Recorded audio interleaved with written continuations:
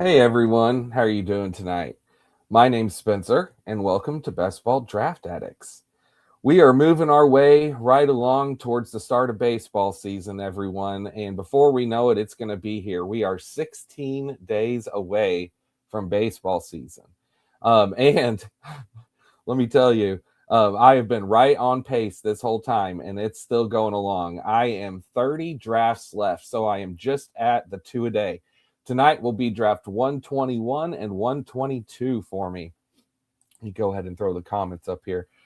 So I am very pleased tonight to be joined by my good friend Blake Edwards, who's been on here with us a few times. Before I bring Blake on, let me go ahead and make an announcement. So as far as when you can expect to see videos, well, pretty much every Tuesday night, just like tonight. We're also going to go live on the weekends. I'm going to randomly jump on and do a few here and there. And Roundtable Treasure says, well, I did my limit 4 dingers, but I'm breaking my rule. Glad to have you on here with us, buddy. Love to hear it. And then after baseball season, we're going to be starting doing some football drafts. So that's going to be really fun. I mean, I'm planning on still following along with the baseball teams and making some videos during the year talking about how the season's going, who's doing well in Underdog, kind of preparing for next year. Hopefully there is a next year, knock on wood. There better be. Let me tell you, there better be. But I've got Team USA going over here, down 3-0 to Italy. We got to make a comeback tonight. But without further ado, let's bring on the guest for tonight, Mr. Blake Edwards. Blake, how are you doing, my friend? Doing good, buddy. How are you doing? Oh, I'm doing great. Good, doing great. Glad to have you back on. It's been a couple weeks. It has been, and I'm excited to do another draft. I haven't drafted since the last time we were together, so it'll be super interesting to see how especially the World Baseball Classic of it all has affected draft, spots where players are going and change any rankings. I know there's been some big movers and shakers in the WBC so far, and spring training's had some big movers. So I'm excited to see how the ADPs are looking. Absolutely. A lot's happened since the last time me and you talked. Quite a bit. Quite a bit. Did you hear today the news about Hunter Green? I did. I don't know. I didn't get to see exactly how long of a timetable or anything like that, but I saw the letter that he wrote to the fans to tell everybody about the surgery that he had. So what it sounds like is he's going to be out until July. So if he's back in July, I mean, he can still, at least the picks that we have of him already aren't ruined. Like he can still make an impact coming back in July. But man, now where would you take him, if at all? I mean, the way I'm looking at it is I'm pretty much going to fade him now. Although if he falls to a certain point and you're at him as a pitcher 6 or something, I guess you can maybe sit back and wait on that. But I don't know. My initial thoughts is I have him below probably Garrett Cole. This is what I was just thinking this today. Yeah. Because Cole should be back before that. So, Which the good news was he did say the UCL's intact. So, I mean, there's no long-term risk there, but I don't know how that affects or how the rehab works for that particular type of surgery. No, that's the big takeaway for me is he didn't have to get Tommy John, and he's just having, bone chips removed, which is going to be a good thing for him in the long run for sure. Yeah. So, well, we're not going to wait too much longer, and we're going to go ahead and jump in a draft. Before we do, Blake, I'm going to go ahead and jump in before I do a countdown for everyone, just to make sure it's not at just like one person left. I want us all to be able to get in this draft together. 5 more. Go ahead and jump in. Go, and anyone who's watching and wants to draft, go ahead and jump in. You in? Got her. All right, we are good to go. So my boy Caglione is up right now. I've got the game on over here. I see Ryan Yarborough's been brought in to go against him. But man, how about Michael Lorenzen shutting Team USA down so far tonight? Crazy. Yeah, that's but that's a good sign for Michael Lorenzen. I mean, yeah, I know. Honestly, I mean, he's going to play in Colorado this year, so any good signs he can get. Oh, Blake, look at us. Me and Blake just pulled the 1 and the 2. How about that during the stream? That's nice. Freaking great. Let's go back to back. We do not have that happen very often at all. I'd almost call dibs, but I know who you're taking, so it's not going to affect me any. No, you'll get judged. Don't worry. Either way, oh my gosh, Cag just homered. I looked up, just looked back over. Cag's homered. I haven't seen the replay of it yet, but I see him rounding the bases. I mean, I love that for Cags. That guy's just a stud. So, Bud, since this is one of the things since we've talked last as far as Caglione, this man has been absolutely rising like crazy, dude. Rising like crazy. So he is now going in like the 60s, like the 60s to early 70s. And, you know, he was pretty much right around the 100, pick 90 to 100 for almost the whole draft season. Yeah, I'm a big fan. So we got a few people in here with us. So Roundtable Treasures is like, all right, pick number 9. Michael is at the 5 spot. Glad to have you in here, Michael. Junior says, I missed it. Well, Junior, don't worry, bud. We're going to go jump on and do another one after. We're going to do another one after. And Dave says, not baseball related, but Bam Adebayo has 81 points and they're still up 20. They're triple teaming him. So here's the thing. NBA stats are fake to me. Like the way that the game is now, they don't play any defense. All they do is chuck up threes. I mean, that's awesome. I mean, 81 points, that's awesome. But I mean, you know, yeah, 81 is still special. That's a big number. It's a big number. Don't get me wrong. It is. So I see also we have in the draft here, we've got Dave. We got Dave in here at pick 10 and TK11 at pick 8. Roundtable Treasures, you said you're pick 9, didn't you? Let me go back here and see. Yep, I'm Zimney. So Zimney at pick 9. Nando. Yep, he's doing some Nando. He's been having a WBC to be proud of. Oh, dude. Well, you knew he was going to. I mean, what a freaking beast. The Dominican is so awesome. I mean, yeah. I absolutely love. They're going to be on tomorrow. I can't wait. I think they're playing Puerto Rico tomorrow, if I remember seeing that right. If I can get that game somehow, I may have to sign up for a Fox free trial just to watch that game. Oh, dude, because that's the Pujols v Yachty. That's you're right. Let me make sure that is who's playing tomorrow. 1 second here. I'm going to go look that up. I'm pretty sure that's what I saw. Let's see. You might be right. I haven't. They're playing Venezuela. Still. Yeah, they're playing Venezuela tomorrow. That's who the Dominican's playing at 7. Let them rake. Yeah, that is going to be awesome. Right now, our boys, they're looking a little dejected. I heard a Mark DeRosa interview earlier, and they were so like hyped up last night. They stayed in the clubhouse drinking and partying until like 1 a.m. So I can't say that I'm super shocked that they're off to a slow start today if everyone was partying late last night. Well, I'm pretty sure that win last night probably locked in the pool for them. So like they're pretty well guaranteed to move forward at this point. Yeah. So I mean, tonight's just for fun. No, they are, but still, you don't want to lose. You know, we want to go undefeated in this tournament. Exactly. Now, to me, the big takeaway from last night was the Macho Man Randy Arozarena versus Cal Raleigh beef that is now going to destroy the Mariners. Let that happen. Oh, dude. So welcome to the AL West. Like, so legit question, like not like being hyperbole or joking. Do you really think that's going to carry over into the regular season and that could actually cause problems for the Mariners? Well, I mean, I read Arozarena's comments and he's pretty heated about it. So, I mean, unless Cal Raleigh does some major work to squash whatever beef's there, maybe. I mean, yeah, maybe, I guess. I'd like to think I'd like to think that our guys are more mature than that, and everything. We would like to think that, but then we still have Jerks and Profar, so there's that. I mean, maturity is not necessarily a pro athlete thing. No, you're not wrong there. You are not wrong there. I did see Cal talk today, and he's saying how he kind of downplayed it, said he reached out to Randy last night and that they're, everything's cool between them. So we'll see. We'll see. But I know Randy was hot last night, but he's an emotional dude, and I get it. Like, that's part of the I reason mean, why we love him. naturally. All right. We are back up for the 2-3 turn. What are you looking at, sir? Oh, no thinking. No thinking. Yep. I don't blame you one bit. Just grab your boy. Give me a Cy Young Award winner.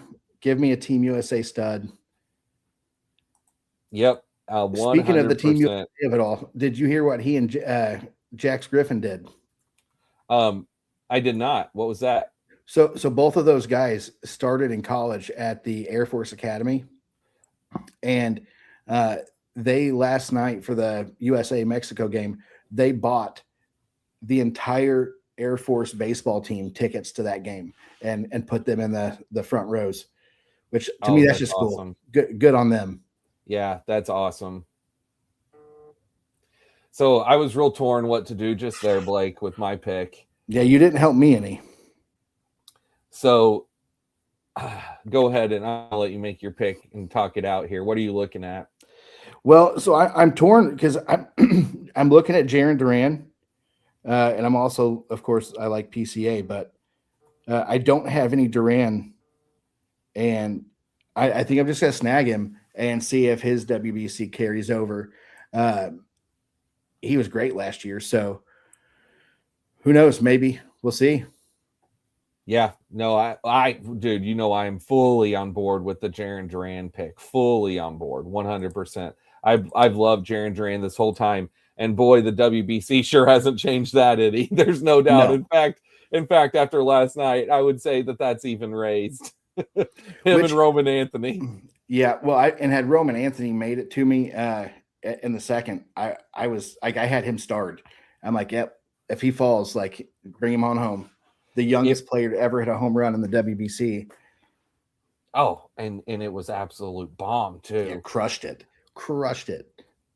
So I went ahead, I got power for days with going Pete Alonso and Nick Kurtz.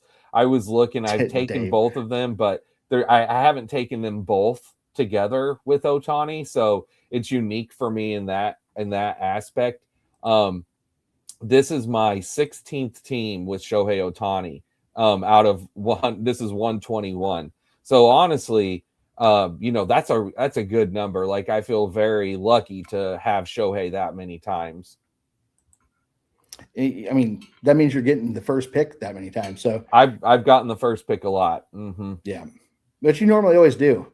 I normally am relegated to the back end of the draft. So I know it's surprising to see you at the 2. Yeah, us having the 1-2 just doesn't ever happen. So it really doesn't. I'm pretty excited to see what this team looks like, just because it's going to automatically be different than the other ones I've drafted just because of position. So I do want to go ahead and kind of call out a couple of our guys in here. So far, here's what our builds are. So Mikey at pick 5, he's got Bobby Witt, James Wood, and Pete Crow Armstrong. That is a very exciting Team USA young stud core right there. TK11 has 3 straight outfielders with Julio, Devers, and Jackson Merrill. I definitely like that start. Zimney at pick 10, or at pick 9, he's got Tatis, Cal Raleigh, and Soderstrom. I see the push up for Cal Raleigh, and I'm assuming, Zimney, that's probably you did that because I'm guessing you probably don't have very many of Tatis and Cal Raleigh together, if at all. And let me know if I'm right, if that's why you pushed Cal Raleigh up to that point. And then Dave has got him Jose Ramirez, Jordan, Riley Green, and Taylor Ward. Dave pushing up outfield in this draft. Love it. So we've got some really good teams to start this. So, Blake, if you would have had Roman Anthony and Paul Skeens both available to you, would you have taken Skeens first still? So, I mean, normally, yes, because I just really love Paul Skeens. I think he's just a special pitcher, but I have 0 shares of Roman Anthony. So if I could have gotten Anthony at that spot, I would have done it, just because like I said, I don't have any of them, Just to and go ahead. Mm-hmm. the kid looks exciting. So speaking of exciting in the WBC, did you see this morning? I know you didn't watch it live when it happened, but did you see Munetaki Murakami's Grand Slam? So I didn't get to see it, but I saw that they had a massive, what was it, the eighth inning, where they put up a 9 spot. Yeah. And what I did get to see from that game was Andres Satoria. Oh, dude. I mean, the electrician, man. That's incredible story. Absolutely incredible. Could not agree more. That was so cool. All right, we're up here. Let's go ahead and talk these picks out. What are you Well, looking at? so I'm on a roll here. I'm thinking about sticking with outfield, and I'm going to do something a little bit different, but also not. I'm going to go Byron Buxton. Yeah, you dog. Bring it on home. You're rocking the Team USA gear. So now I will say my next pick will not be a Team USA player. Okay. So I'll tell you who I'm looking at here. So this, with me being this deep into my drafts, whenever I'm early, I don't really look at my shares, but I am looking at shares, and I'm going to do something a little different than what I normally do with this pick. I'm going heavy infield with this draft out of the gates. I'm taking Jazz Chisholm. So I had no Jazz Chisholm with Ohtani. Out of all of those Ohtani teams, I had never once paired Jazz with him. And then now the most popular pick for me is to grab Teoscar and do the teammate pair. I've taken Yelich. I've taken Brandon Nimmo with Ohtani. But there's one other guy who also is a WBC player, as we're rocking all these WBC guys right now, who I've seen crush a couple homers, and I do not have with Ohtani. And I'm going to go ahead and grab O'Neal Cruz. You spend dog. up a little bit. That was my pick. That was my next Was guy. it really? That was who I had starred. No. Now I've got to go back to the drawing board. Thanks a lot for that, Spence. You're welcome. You're welcome. Yeah. But I mean, there's still some really, really fantastic talent out there. But I'm going to roll with Trey Turner and just lock up a top end infielder. If he's back to being healthy and it says he's good to go, like, I have no problem with Trey Turner. He's a stud. So, yeah. And him being on that lineup in Philly, like, he's going to score. So I have no issues or fright. Yeah, absolutely. And I couldn't agree with you more. I mean, when you take Trey Turner, that's something you can feel very confident about, of knowing that this is going to be a good pick. I got to tell you, this is like the latest I've ever taken or been able to take Trey Turner. So yeah, it was also beginning of 5. I'm good with it. So as far as ADP, let's take a look at that and see exactly what that was. Well, just a 2-pick. Well, actually, it says I reached two picks. Okay. But still, at least as far as for you with your build, it worked out nicely. Yep.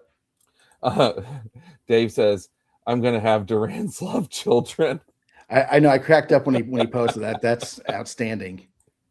Oh, man. And then Mikey says, what do y'all think about PCA? This is my 26th draft and my first PCA share.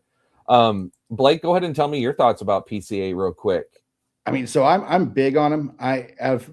Granted, in the dinger itself, this is only my 3rd dinger, but I have PCA on my other 2. So if that tells you anything, I'm pretty big on him. I have him in several home leagues and some other drafts. So I personally think he's a great pick. Speed, power, and there's not a lot of that out there. So he last year was an absolute stud. I think he's only going to get better. So great pick. So yeah, and I love PCA too. Now, here's what I'll tell you as far as how I've been drafting. So I have not drafted him a lot, and it's because of where he goes in the middle of the 3rd round there, the middle to top of the 3rd round. Sometimes he can make it to the back of the 3rd round. But my draft shares is relatively low of him. I will tell you exactly what it is in the dinger. My dinger PCA shares are currently at 5%. So that's not a ton. Now, I think that PCA is absolutely a smash pick for roto leagues. Over here on Underdog, I'm a little hesitant on how many points he can truly put up if he's not hitting a lot of homers. Last year he was hitting bombs like crazy, but he really fell off big time in the power department in the second half of the year. And it's got me a little worried that what if he's only like a 15 to 20 homer guy instead of a 25 to 30 homer guy? Again, I don't think it'll hurt you that much in bigger leagues, but as far as here, I could see that maybe making him not as good of a third round pick as some others. So with this being your 26th draft, though, I'm fully on board because you want to have some shares. He's too good of a guy. You don't want to be a fade PCA guy. It's just my advice is him being, cautiously. You got to be cautious with him in round 3. Roundtable Treasures, he did. Yep, he says, yeah, that was his first combo of Tatis and Raleigh. That's what I figured. Cool Smurfer, glad to see you in here. Always good to see baseball drafts. Absolutely, bud. Baseball drafts during baseball. Speaking of, Blake, Team USA, we are now in the 5th inning. We still haven't got any runs. I mean, it happens, but I'm wait till that bullpen gets in there, because if we can get to the Italian bullpen, I don't think they have the depth there that we would have to be scared of. Yeah, I really what I'm hoping. No shit to the Italians, but right. Really what I'm hoping is our guys can just string a run of good hits together, and then the runs will just fall in there. That'll happen.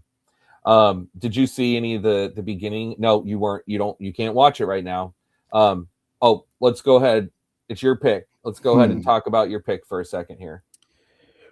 Well, so I think I'm just going to go back to another infielder with this pick. There's an infielder out there that I like a lot. It's a little bit of a reach, but I don't know that you'll let him make it back to me. So I'm going to go ahead and snag Vinny P. Just because I think he's poised for a great season. And let's just go ahead and lock up some pop. Oh, yeah. Well, bud, I'm never gonna say anything bad about that. And I do think that was a good pick for sure. Okay. So I've got a teammate pair in Brian Reynolds that I'm going to do. I know that for sure. I've already got him starred for my first pick here. So now the question is, do I want to go ahead and dip back in and grab my first pitcher with Dylan Cease? Or do I want to keep the heavy infield thing going that I've got? Or just grab a 4th outfield? So let me consult shares. So I have 0 Eugenio Suarez with Shohei Ohtani. I have 0 Joe Adell with Shohei Ohtani. You know what? Joe Adell's one of my boys, and I didn't know that I had 0 Joe Adell with Shohei Ohtani. So I'm going to make that decision. So with my pick here, I'm going to go back to outfield because I was debating on whether or not I should take another pitcher. There's the top 3 there. I love them. I think they're all 3 great arms. But there's a young outfielder there in Kyle Stowers. I don't have any of him, and he's going to be hitting in the 3 spot for Miami. So I think if he can grow off of what he did last year, he could be a nice, real nice outfield piece for me there. Yeah, I hope so. And he's got power for days. That's one thing that I love about Stowers that he proved last year is his power bats for real. You remember last year in the All-Star game, whenever they were tied and they did the whole home run swing off thing at the end of the game, Stowers was one of the guys that they picked for that. Yeah, he's got some serious pop. I mean, considering, and he's at like the prime age too. Like he's poised for a breakout. Mm-hmm. I mean, going into age 28 season, I don't see why he couldn't be an all-star again and just have a massive season for Miami. No one else is going to hit for them if he doesn't. So I say roll the dice. Well, my favorite Miami outfielder went a few picks later, and Jacob Marcy, who's on Team Italian, hitting leadoff for Italy tonight. Mikey grabbed Marcy just a couple picks after Stowers. So that Marcy is my favorite one, but I do like taking Stowers, Blake. I'm a Stowers fan too. I think both of those guys are intriguing. The Marlins, there's some bad teams that have some intriguing pieces. And while you were picking, Junior said, the Italians have some good guys from my Padres. So there's a couple Padres relievers in there. That's what's in. I actually don't know. I'm gonna go see real quick. Let's go see Team Italy WBC roster. Let's go see who they've got in their bullpen. Let's find out here. Well, it'd be real nice if this would work. I mean, I see some names of guys that I recognize. Oh, are you looking too? You got it before me here. Here we go. Now they do have Marinaccio, and I do really like it. Marinaccio, he is really good. And former Yankee legend Ron Marinaccio. That's the one. That's the one. Adam Ottavino's on this roster. Oh, Adam Ottavino, nice. He doesn't have a job in real life, but let's see who else. Matt Festa, Gordon Gracefo, one of our Cardinals guys. Dan Altavilla, Greg Weissert. Those are the names that I recognize. Who's the other Padre? Is it Dan Altavilla? I'm wondering who's the other Padre in here. Altavilla, it says, he's with Minnesota. Minnesota? It's with the Twins.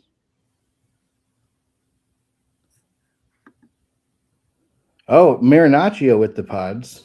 Yeah, I said that one. I knew that one. I was looking to see who was the other one. Oh, well. I don't want to take up too much time looking at that. We're back up. We are back up. Oh, Alex Jacob. Thanks, Junior. Alex Jacob. I got some interesting choices here.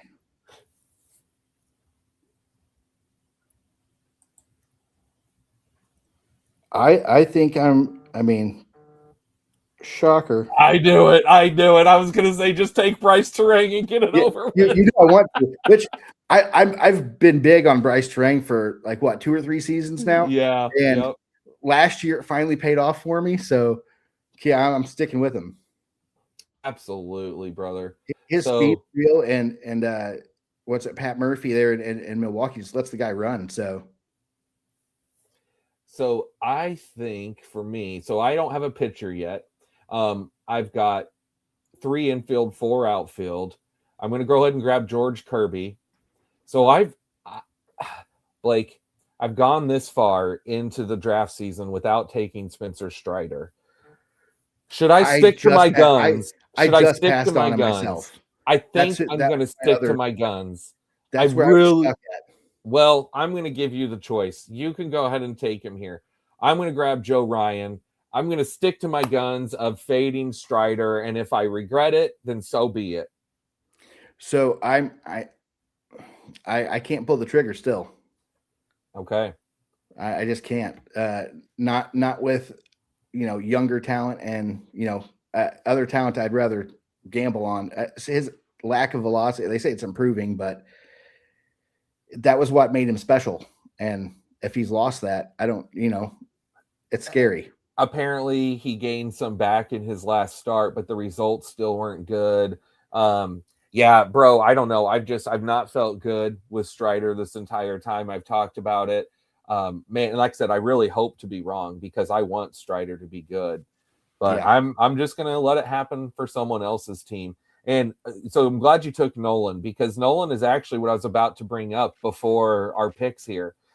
So I know that you're not watching the game, but so in the first inning, Nolan came out and looked just phenomenal, dude. Like his stuff is filthy, and he struck out the side. And then it was in the second inning, and you could kind of tell he gave up a hit, and then it was like nerves. You could almost tell like he's a young guy. He feels the pressure of being on Team USA, and he just sort of lost it. He still looked fine from what I could see. He was still pitching whenever we went live.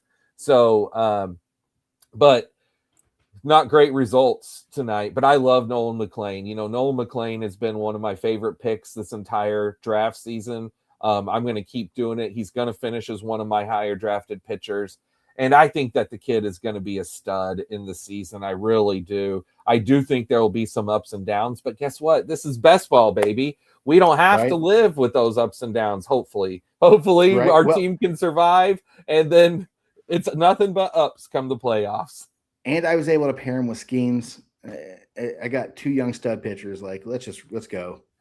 You're Let's just go. you know what? You got to keep Goldschmidt in mind for the last pick of this one. You're not wrong.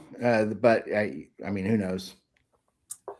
So Ironically, if I know nobody can see it here, but I am wearing a Team USA jersey this evening. yeah, I love And it. on the back is actually last World Baseball Classics third baseman Nolan Arenado. I almost have to keep him in mind as well, just because, for nostalgia's sake. Just because. And honestly, Nolan has looked good so far in spring training. Let me tell you another spring training thing. So that every year we talk about this. We've talked about it so far in the draft season leading up to this point. But that is the hype of guys once we start seeing them in spring training and World Baseball Classic. And dude, let me tell you a guy who has been looking great, and I have not clicked his name yet, but literally after today, I saw him hit a home run today. Again, he's already hit several. Jordan Lawler, I think we might finally be in the Jordan Lawler breakout season. I don't know. We've been teased it for a while now, but he's pretty much never drafted. Like, I hardly ever see his name go. So you can get him at the end of these drafts. He's been killing it. I don't take Arizona teams very often. This is one of the things that I really stay away from Arizona. What's this that Dave put on there? Why am I having trouble that's a seeing goat. that? Oh, that's a goat. It's a little goat symbol. Oh, the Arenado. Dave's a big Arenado fan. Now, we are coming back up, and we are about halfway through this draft. We are coming to the halfway point, my friend. So you have a 2-3-4 build, and I have a 2-3-4 build. How about them apples? Right. Well, and I was just looking up Lawler too. The kid's just 23. Oh, dude, he's so young. He's so young. I mean, granted, he seems older because he's been around for 4 years now, 5 years. It feels if you say 5 years, that takes him back to 18. It can't be that long, but it feels that way. I mean, right. That we've been teased of like, oh, why are the Diamondbacks going to bring him up? No, they're not. No, they're going to play this guy instead. But this year, I mean, he's playing outfield for him. And I think that it's locked in. So I don't know. It's something that I've definitely noted from spring training. All right, sir. So on this team, at this point, I'm saying just give me all the upside that I can get. And I know that you'll take him if I don't. So since you snaked me off O'Neill, I'm grabbing a pirate here to stack with my Paul Skeens. Well, I am kind of a piss because I did have 2 pirates, so you stopped my pirate stack. Okay, hey, I would have had 2 had you not sniped me. So that's true. You may have saved me from myself. That's okay. Yeah, I likely did, but it's okay because this is now my second share of him. And you talking about upside. I'm going to grab a guy here that I've taken one time with Shohei Ohtani, very little overall, but Zach Wheeler. I've been hearing talk that Zach Wheeler could be back with just a few weeks into the season, and I have almost none of him. And it's still scary because the thoracic outlet syndrome, who knows, like he could come back, he could be a shell of himself, he could get re-hurt again. There's any number of bad things that could happen. But I think I'm going to go ahead and take that here and take a gamble with this team with Zach Wheeler. Now, do I go back to Pittsburgh and grab Marcell Ozuna? It's either Marcell Ozuna or Wilyer Abreu, and I'm a big Wilyer Abreu fan, but I'm looking and I have 0 Marcell Ozuna with Shohei, and it's a Pirates trio, so I'm going to go Marcell Ozuna and pass the buck to you, my friend. So, I mean, I was big on Wilyer last year. You're welcome for that. But I'm going to stick with my theme of going for some upside. There's another young arm down there that I really liked after getting to watch him quite a bit last season, and I'm just going to stack them. Like let's just bring on the young arms. You Savage to go with McLean and Skeens. Like I'm building the just an all time video game roster here. Hey, dude, I love it. Tell me this real quick. I know I already know the answer, but what's the name of your favorite game to play that you play and you have played for years and years and Oh, years?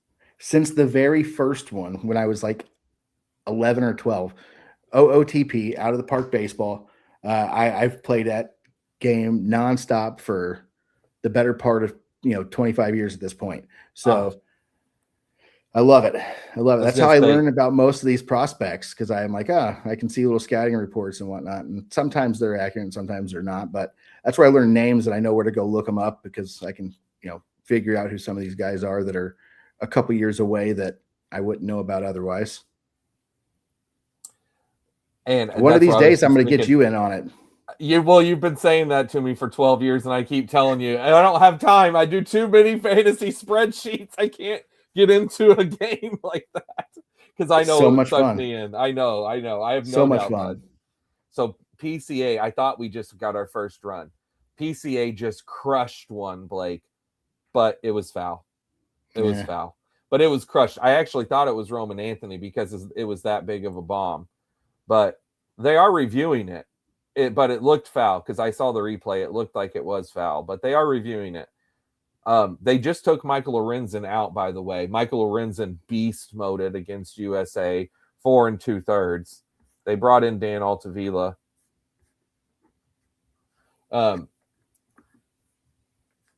Sorry, what were we talking about just before that? The PCA homer got me sidetracked, or would be homer. We were talking about how you said you were going to do some OOTP with me Oh sometime. yes. Oh, that is it. Yeah, that's what I was saying, wasn't it? Yeah. You're like, yeah, I'll No, sign me up. no, we've known each other now for 12 Yeah, it's years, not and happening. the entire time, yeah, you've been trying to get me in on that. As But much as you like drafts, that's the best part of that game. I know, but I get it, bro. I get it. So I in that though, you that again, that's how you get to know the young guys, Yep. as opposed to me just sitting and making spreadsheets and lists of names and Yeah, I get my prospect scouting reports from a video game. So you guys are I've told you this do your own before, research. but Paul Spohr, who's from the Sleeper and the Bust, he loves that game. He talks about that game all the time too. He's a real big player on that. He's on their podcast a lot. Oh, there's a specific podcast for You better believe it. oh And it's Paul Sporer, and there's a couple other guys that are on there quite often. I don't listen to it all the time, but every now and then, depending on who they have, where they're talking about prospects mostly, I'll hop on and see what they got to say.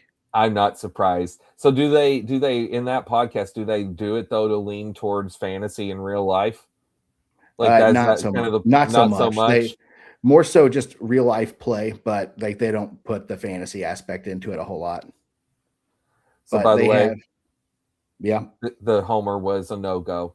yeah. Well, It was foul. And we just got out. Now we are through five complete innings being shut out. And it's back to us. I know you're shocked by the pick I'm getting ready to make. I knew it. I knew it. Lock him up. I love this guy. And then did you see he was getting hitting lessons from Shohei in the dugout? Like, lock him up. I didn't see that, but I love that. I know my first pick. I've got it starred. I'm sitting here trying to settle on my second pick and what I want to do here. I think I'm going to go back to back pitchers. I took those three heavy infields early. Let me go consult my shares real quick here. Let's see. Yep, right. So Blake, I have taken very, very little of Woodruff and Flaherty. And I'm gonna go. This is Woodruff is the sexier upside pick, but I'm gonna go with Jack Flaherty with this team. I don't blame you. And I mean, Flaherty could still be something. He's looked okay. I got turned off of him just because watching him pitch in St. Louis for so long. And in the end, he just had that injury run. But my pick here is not a shock to you again, but I'm going to go with JHL.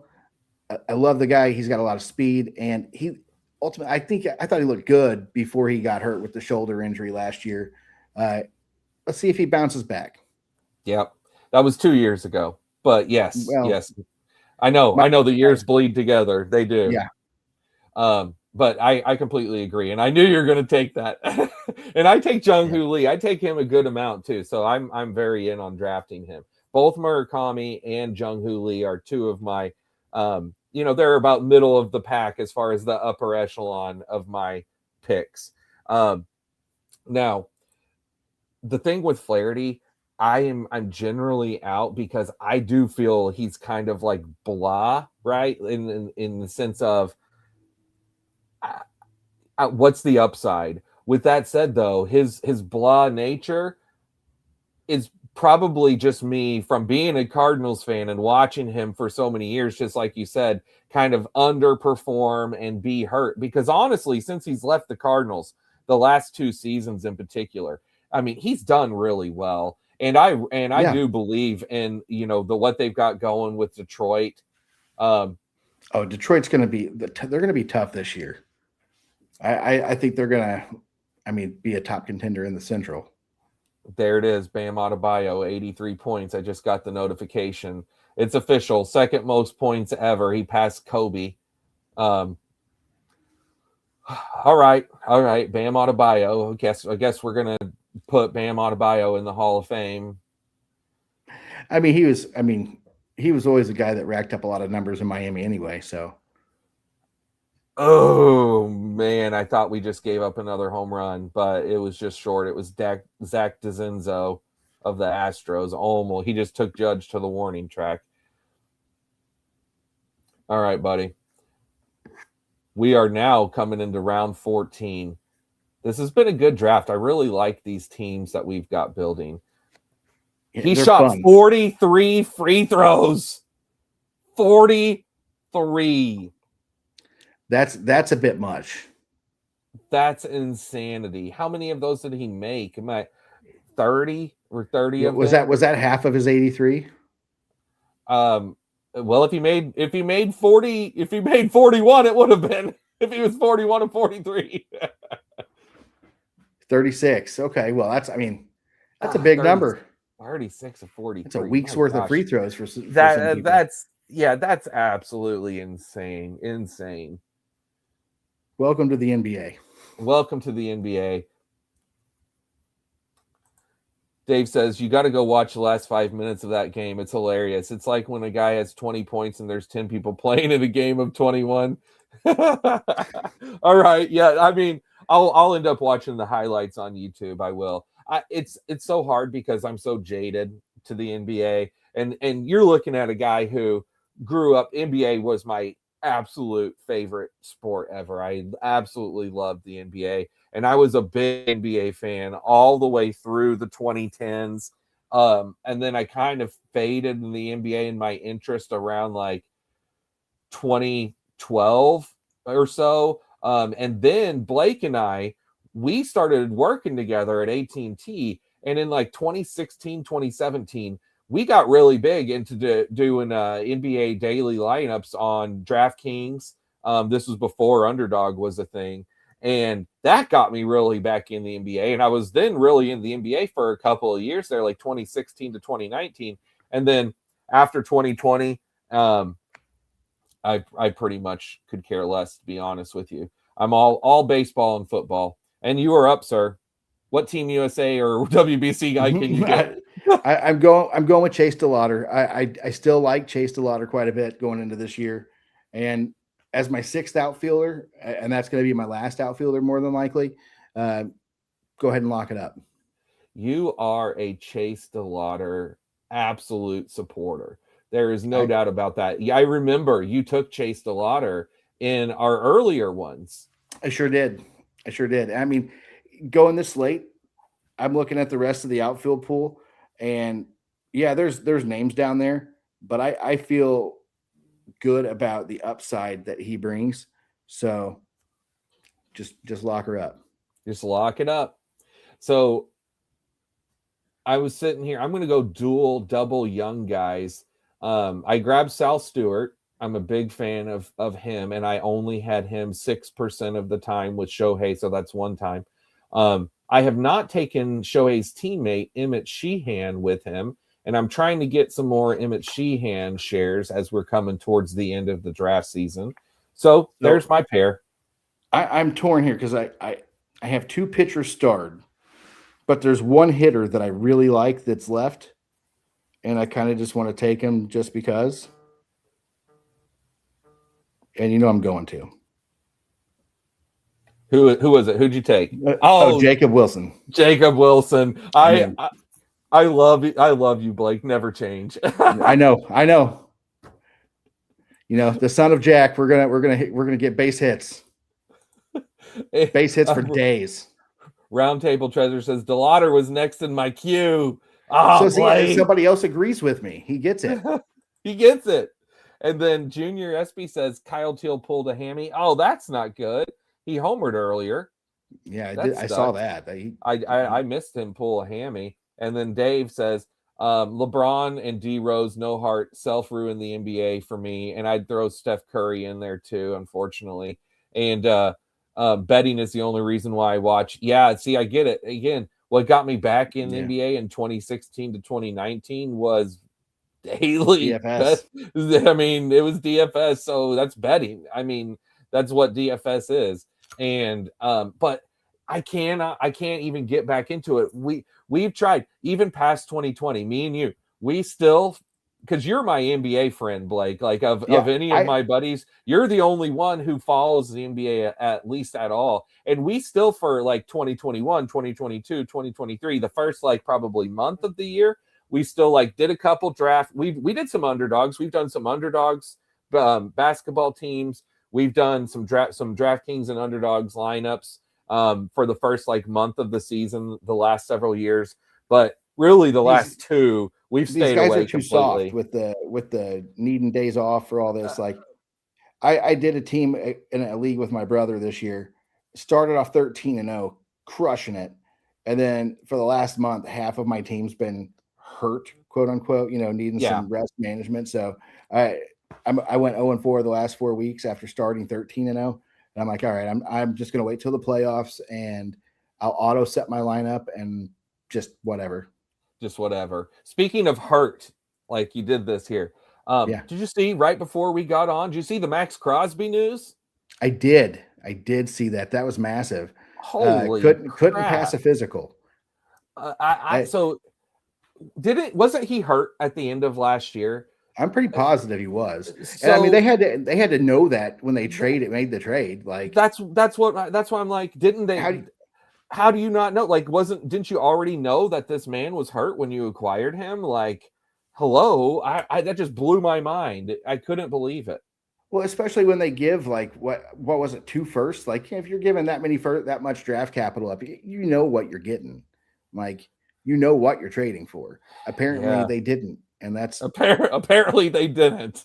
That says a lot about their front office, but that's another for another show. It does. You ain't kidding. That is something else. And I almost sent you this.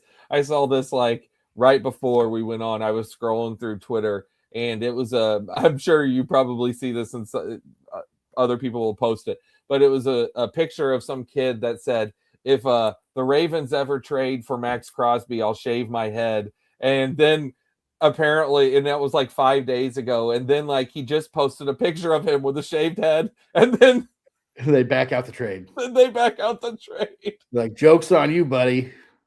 Oh, that's I guarantee that's gonna go around, because as soon as I saw that, I was like, that is too funny.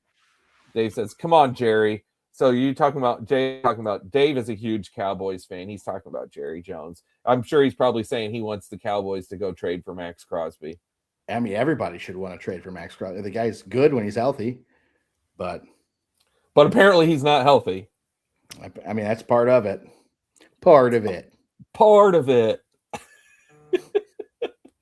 Okay, back to you.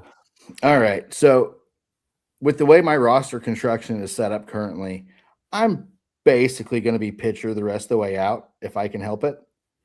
And I'm going to take this guy because I loved the research, absolutely loved the resurgence he had last year. And I've been a fan of his in the past, and I'm hoping that he continues that and just give me a solid guy that can eat some innings. Safe pick. and Team USA all the Well, way. There's I that mean, too. part of it. Part of it. Part of it. So I've got a star here for my first pick. Let me make sure that I'm not overdrafting this guy with him. I'm not. So I went ahead and grabbed Barger. I've been big on taking Barger this whole time. I only have him on 6% of my Otani teams.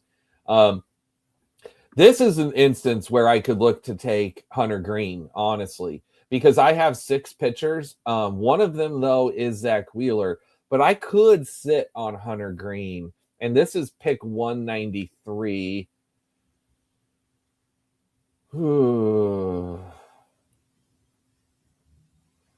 I'm not going to do it. I'm going to go with one of my other favorite hitter picks with Luke Keeschel. And Luke Keeschel, again, I've only taken one time with Shohei. I just can't pull the Hunter Green chair, especially what if he ends up missing the whole year still? You know how often it is that guys have setbacks. Yeah, and I mean, and for me, this next guy that I'm going, I got him starred. If it times out on me, a surprise pick for me, probably from you, like in your thoughts, but he looked good his last start, and that was enough to be like, hey, let's take a gamble on him. I don't have any shares of the guy, Yeah, but why not? Who knows? Yep, who knows? So here's the thing: my thoughts on Jose Soriano. I've not drafted him a lot. And my main reason why is because I just mainly try to stay away from Angels pitchers. It's not even really a Jose Soriano himself thing. He actually has great stuff. Have you ever got to watch him pitch very much? Not a lot. No, No? not a lot. I've seen some YouTube stuff, here and there, Yeah. but last year was it might have been for the last 2 years. I didn't have access to the MLB package, so I didn't get to watch a lot of the West Coast stuff that wasn't on the primetime games. Oh, I know that it's been a couple years since you've got to see a lot of the games. I'm aware of this, but like, here's what I'll tell you with Soriano. He's got, like I said, he's got great stuff. He's got an awesome fastball. He's got good breaking stuff, and he throws a lot of innings. That's the positive reason to take him, right? Is the fact that he's gonna be out there and throw a lot, and you can count on it. And that's what your team needs. That's what you just did in double shot with Boyd and Soriano. Although Boyd is I kind of feel hypocritical calling Matthew Boyd like a good source of innings, because up until last year, Boyd could never stay healthy for his entire career. But he always looked good when he was healthy, which was he's always been good. Between. He strikes out guys a lot. Blake, I think Team USA's, I think we're done, bud. I think we're done. We are losing now 8-0, and we are in the top of the 6th inning. I don't think there's coming back from this. We'll see. But Team Italy is for real. And maybe this is a good wake-up call for Team USA too, to be like, oh, hey guys, listen, I know, you've easily won the first couple games, but you've got a lot harder competition coming up. Like, we've still got to beat some really good teams in the next round. And honestly, I'm very impressed by Italy. Really impressed by them. So there's actually kind of a nightmare scenario here where if we don't come back and have a massive finish to this game, Italy will move to 3-0 with their final game of the pool being against Mexico. If Mexico beats Italy, there would be a 3-way tie in our pool at 3-1 between us, Mexico, and Italy. So, I mean, then what does it come down to? Runs scored, and if we don't have any runs tonight, it's not what you want. It's not what you want. That's scary to think about. They better not have this game have them get bounced from moving on. That would be insane. Junior just said, yeah, watch us get mercy ruled. We better not. Our guys got to wake up. Hopefully they wake up right now. I mean, this is the time. We don't have any more time to be pushing. They just got out of the inning. They had Brad Keller in that last inning. Brad Keller was awesome last year. Did you see he signed with the Phillies? I kind of like that landing spot for him.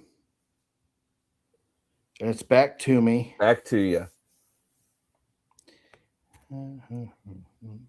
Well, I like this guy, and this is another guy that just eats innings. And he's consistently decent. And I'm just going to grab Brady Singer.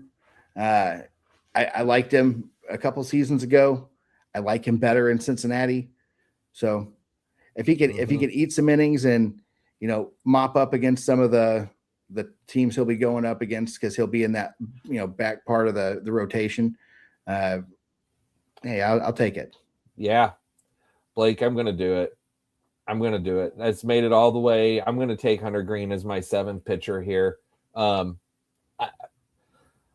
don't know. Hopefully, like I said, this team can survive, and then he can help make a push down in the playoff weeks. Now I got to decide, do I want to take an 8-pitcher build, since I kind of have 2 quote unquote hurt pitchers? One for sure hurt.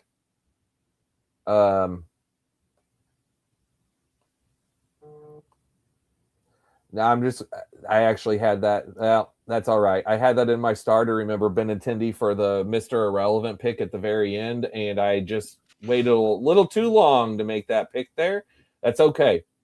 That's all right. I'll have a different Mr. Irrelevant.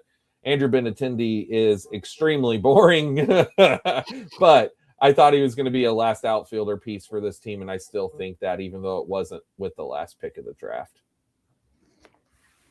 And you just grabbed Merrill Kelly? No. I went Kodai Senga. Kodai Senga. I love Senga. I do. Hopefully he'll have a healthy bounce back this year. And as my 7th pitcher, I'm okay taking that gamble. Yeah, 100%. Just like with me with the Hunter Green thing. And Dave says, you are cursed. It is what it is. And TK11 says, way to make Benintendi relevant again. Hey, you know what? How about I'm here to make Benintendi relevant again? Let's go. Let's do it. Now, I saw something. I wonder if I can find this art, since I got a few minutes here before my next pick. As you know, with our Cardinal fandom, I saw a potential trade offer for the Cardinals that somebody had posted out there. And if that were to ever come to fruition, I might be very happy. I don't know if you saw this. There was rumors of the Cardinals being interested for Jason Dominguez. I did not, but yes, I would absolutely love that if that was the case. Absolutely love that. Jason Dominguez would be perfect to get traded to the Cardinals.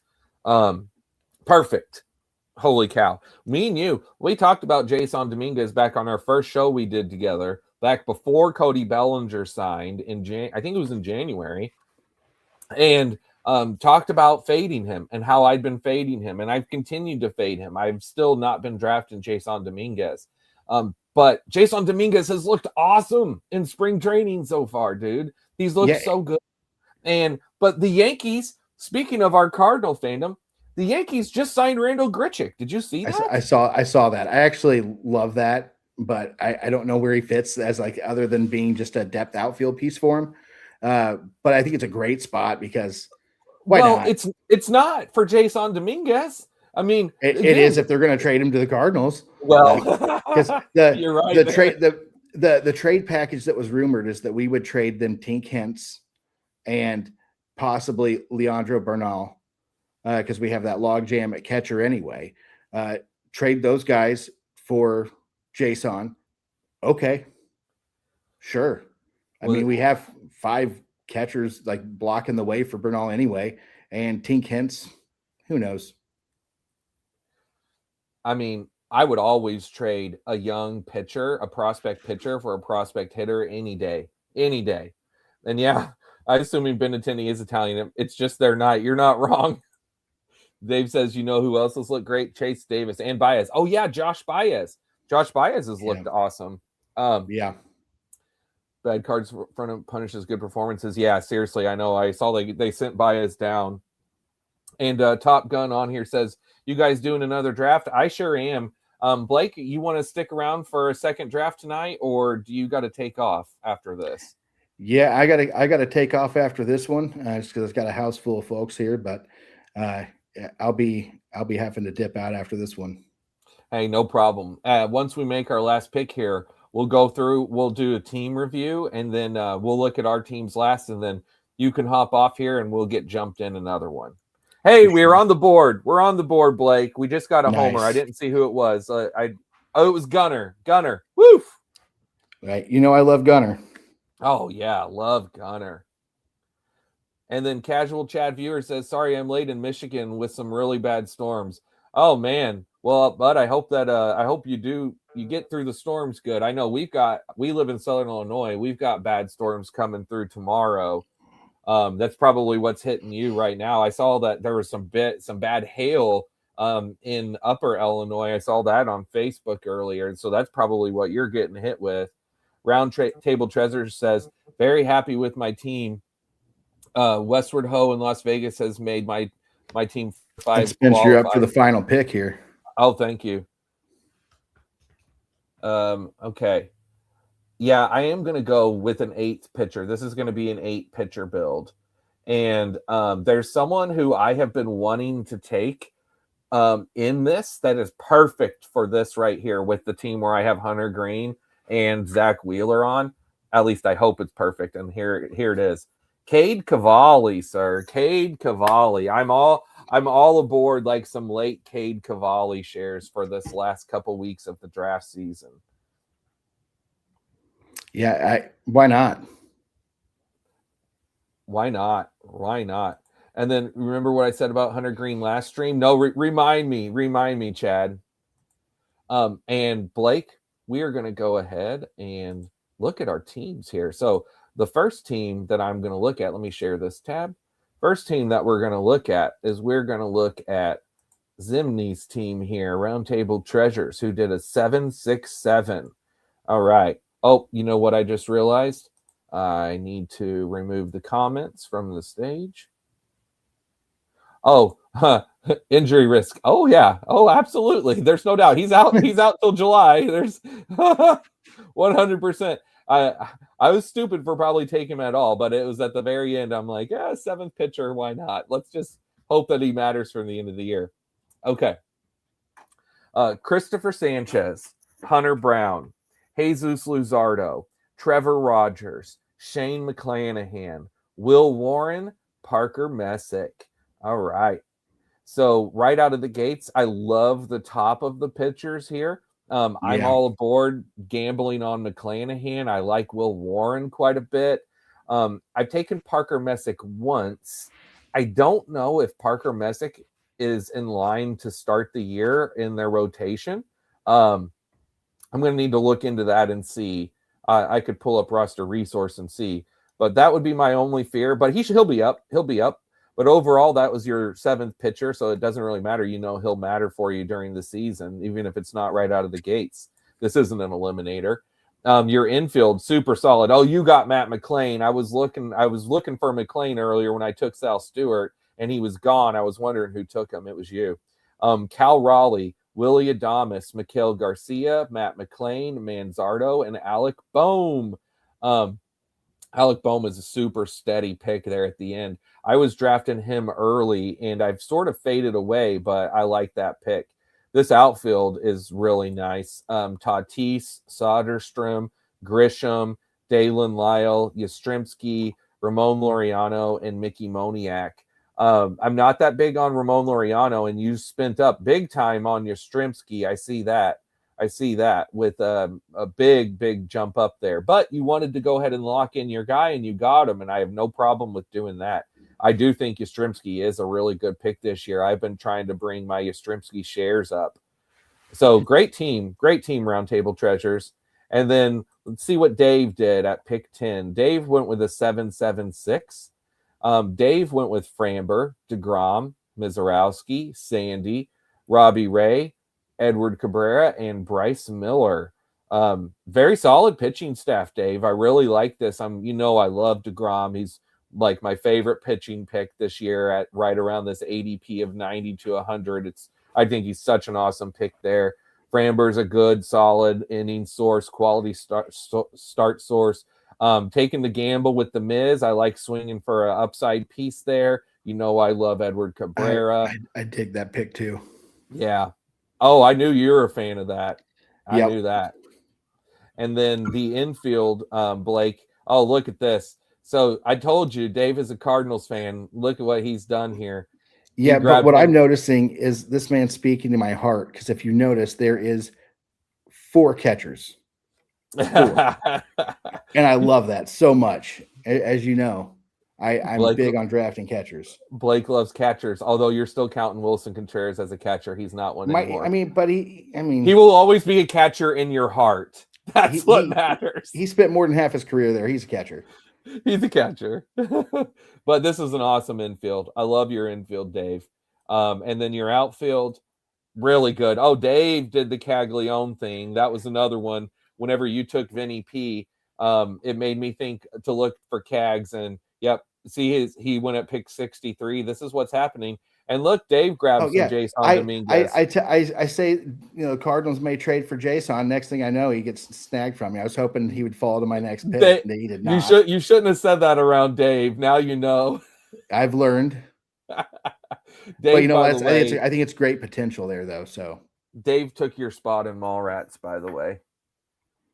Welcome, Dave. Yep, you'll see him. He'll be at Smell My Breath too. Okay. So now we're on Mikey's team, and then it'll be our team, and then we'll get joined in another draft.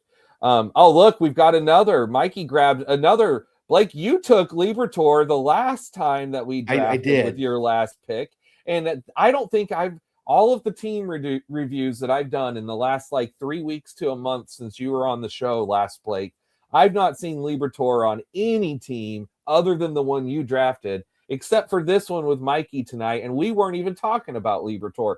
But did you see how good he looked? Any highlights of him? He looked so good. I love Liberatore. I know you love Liberatore since he was with Tampa Bay, and we traded for him. I remember jumping for joy that we got that kid. If they just leave him alone and let him start like they did last year, he's just fine. Well, he's the opening day starter. He's our main guy. I love it. And getting him at pick 236. This could be one that we all look back at and be like, man, why were none of us ever looking at Liberatore in the last round? He's the freaking Cardinals ace, even though the Cardinals will suck still. I really like that. And like this pitching staff, Yamamoto, Freddie P, Chase Burns, Gavin Williams, Blake Snell, Jack Leiter. You took a gamble with Blake Snell. You took a young guy gamble with Chase Burns. You solidified them with innings all around them. Big fan. Snagged some guys that I had in my queue. Got some Blake boys. So I tip the hat there. Tip the hat. Bobby Witt Jr., CJ Abrams. Such a stud. Everybody saw the play against Mexico last night, right? Both the plays. I have not seen Paul Skeens look that excited about anything ever, except for when he was looking at Bobby Witt. It wouldn't shock me if Paul Skeens goes to Kansas City just to play with Bobby Witt. And don't forget about our boy Caglione and Vinny P. Our boys. Don't get me wrong, Kansas City's got some studs, but Skeens looked at Bobby Witt in a way he's never even looked at Livy Dunn. So there's a real man crush going on there. So this is a really good infield. You got the teammate pair with Salvi. You've got this double thing with Bush and Horner. I know you did the Pete Crow, and you got Ian Happ. Your CJ Abrams paired with James Wood. Oh, dude. And then look at this outfield. You got the late Owen Casey, who hit the bomb the other day for Canada. He pairs with Jacob Marcy and Agustin Ramirez. Dude, this is a great team where you did some amazing stacking as well. Mikey Harms, great job, bud. Yeah, Great team. great team. All right, Blake, you did a 7-6-7. I All did. right, run through and tell me what you think about your squad. I mean, ultimately, I love the top end of my pitching. It could be awesome. It could be fantastic. It could also be terrible. Uh, who knows? But Skeens, McLean, Savage, those three guys I wanted to build around. Those three guys could go into this season and get me to the playoffs, which is what I'm hoping for. I got depth pieces with Boyd and Soriano and Singer. Senga's a wild card, Yeah. but I love him and as my seventh. If he comes back and pitches like he did 2 years ago or 3 years ago at this point, hey, I'm loving that pitching staff. Going down to my infield, I mean, I got a lot of upside with some studs. So like I consider Vinny P to be an MVP candidate in the American League this year. Top 10, maybe. I don't know. He's up right now batting as we speak. As I say this, he's probably going to go yard. So you're welcome, Vinny P. Trey Turner is Trey Turner. There's no need to say. And then, Murakami, if this guy hits for the White Sox the way he has hit for Team Japan, the White Sox are going to be very happy, and so will all of my shares of him, because I think I have him on almost every team I've drafted. Connor Griffin, I think, is going to be an absolute just freaking stud. And Jacob Wilson, of course. I mean, that guy just hits for days. So hashtag Blake loves bloodlines. I do. And his dad was a Cardinal. Yeah. So, he wasn't a Cardinal. He was a Pirate. Well, he was. Wait, he was Jack a Cardinal? He was. Look it up. At least he was in the system. He may not have played, but he was there. I remember that. But hey, yeah, he was drafted. He was drafted by the Cardinals in '98. Yeah, good memory, because I mean, I didn't. That's probably an OOTP thing, which is why you know that. I bet probably. But I got a lot of excitement there. Okay. And then with the outfield, I just got popped for days with now the best part of your team. Yeah. I mean, JHL is, not a lot of pop there, but Judge, Duran, Buxton, Stowers, like that team is going to hit bombs for days. I did go with my Mr. Irrelevant pick with Jordan Walker, hoping that he can turn it around. We've seen what he could do, but we haven't seen it in the big leagues yet. So I'm hoping, but I just took that as my Cardinal fandom. Like, I got to get one guy on the team. So I went with him. But I mean, the fact that I got Judge, Buxton, Stowers, and Durant, like those top four, that's gangbusters. Put me in all day. And then Jung Hoo and DeLauder. I mean, DeLauder's also a huge swing for the fences piece, literally. Yeah. So your team, you absolutely, for your team to succeed, you need your utility spot every week to come from your outfield, because with taking these 6 infield and one of them being Connor, and you don't know how long you are going to have to sit on him.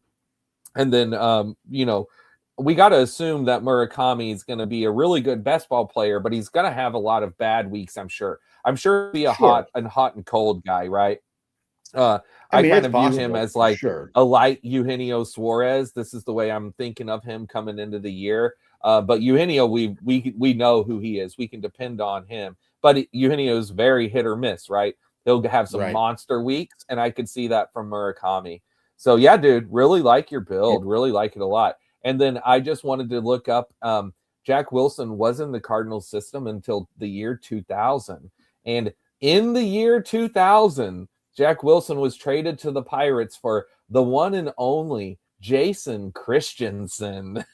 Yeah, what a trade that was. What a trade. What a deal. Trade. If only they knew what they were doing. If only. And then we'll close it out with my team. So I did a push pitching build where I did a very unique pitching staff, a rare 8-6-6. I'm going to go tell you real quick, Blake. So in the dinger, out of my 120 times, this is now only the 8th team. Only 8 times have I gone 8-6-6. So it's very rare for me to do this build. But George Kirby, Joe Ryan, very solid. The upside swing with Zach Wheeler. I think Lodolo's a good pick. Flaherty should give me some good innings. Emmett Sheehan, I look as a breakout pick. Hunter Green is to sit back and wait. I got him at pick 216. Maybe no, even if it's the very end, I've got to tell myself to not draft him in some of these. But in an 8-pitcher build, where again, I'm hoping my team can get a ticket, and then Hunter Green will matter in the playoff weeks. That's the hope here. And then I like the Cade Cavalli. I think this is my first Cade Cavalli. Let me go actually look that up real quick. I'm interested to know. So I've taken him one time, but it was in the little eliminator too. So, and now my infield, I went with the 3 early of Pete Alonso, Nick Kurtz, and Jazz. And then I like the 3 that I got with Sal Stewart, Addison Barger, and Luke Keeschel. So I think this should be an infield that can get me by. Everyone's healthy. It should be good. I think my outfield, same thing. Shohei anchoring. And then I've got the trio of Pirates. And then Joe Adell, which again, he's one of my higher drafted outfielders, but I did not have him with Shohei in all of my time drafting because he's on the opposite end of the board. So glad to get that. And then getting Andrew Benintendi, which, by the way, I was looking at Kodai Senga whenever Benintendi was in my queue to remember, so I didn't forget for the last pick, which ended up being Cade Cavalli, but I was looking at Kodai Senga. So if that's what I would have done instead of Benintendi and then taken Benintendi at the last, had that have fell that way. Well, I appreciate that. So yeah. Well, all right. Well, that was awesome. Guys, some great teams. Let me we've had a lot of comments while I was going through here. A lot of comments. So I'm going to go ahead and turn the comments back on. And Blake, I tell you what, bud, this was super fun. Thank you so much for coming on here tonight. Guys, everyone else, we're about to jump in another draft. But Blake, you go say hey to your lady friend, and we will talk tomorrow, my friend. Yep, we'll be hollering. Have a great night. Take it easy, everybody. See you, bud. See ya. Okay. So, guys, everyone who's in here that wants to draft, don't join. Do not join yet. Let me look and see what the draft room is looking like. Okay. I'm going to be double drafting.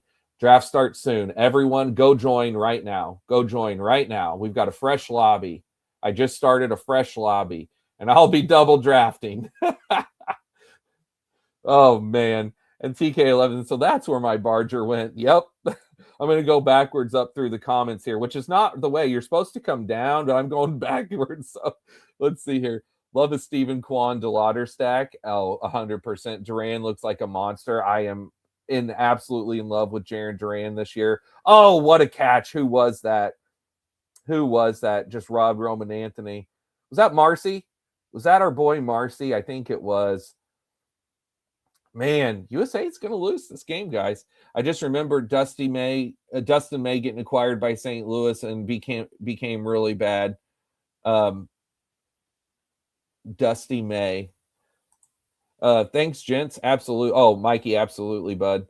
Oh, he's a St. Louis fan too. Nice. Dave says I picked Jason before the comment, like 2 minutes before. That's great. Okay, guys. Did this just happen? Unbelievable. So in the other draft that I'm doing, where I'm doing 2, I got pick 1 again. Back-to-back picks 1s. Holy crap. Let me go ahead and get this pulled up here. Let's see.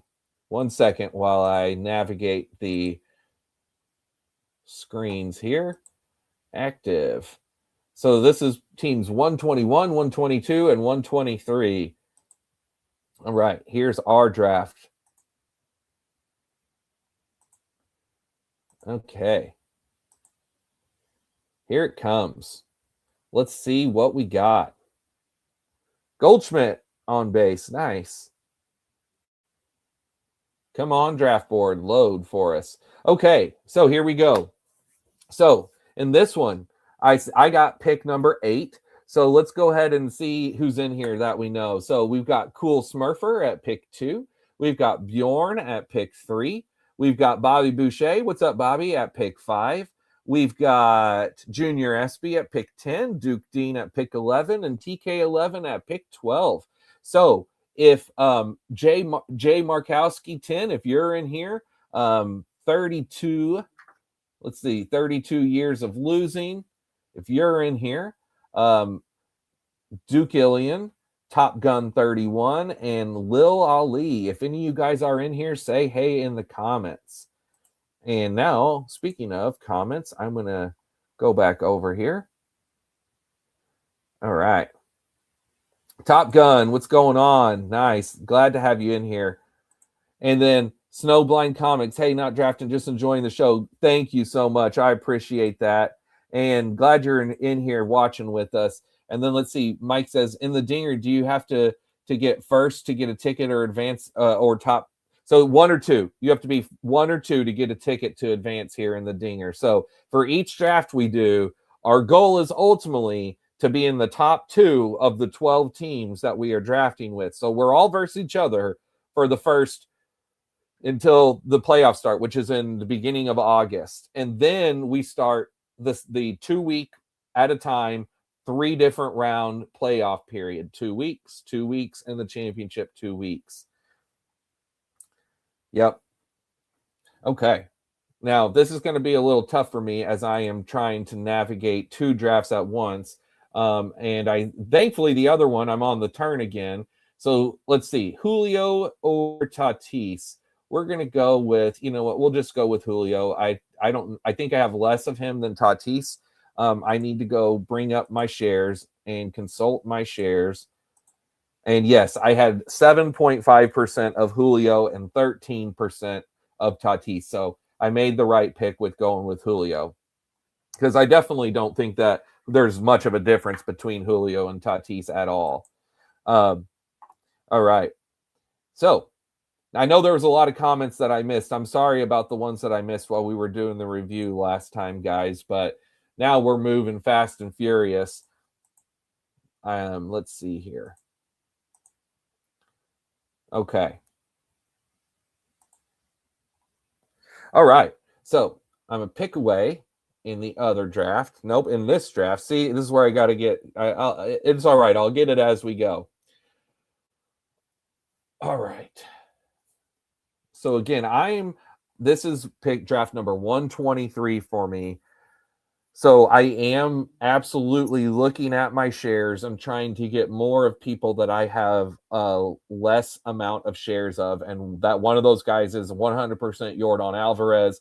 I only have 5% of Yordan Alvarez in the dinger, and I want to get more shares of him in case Yordan has a healthy season.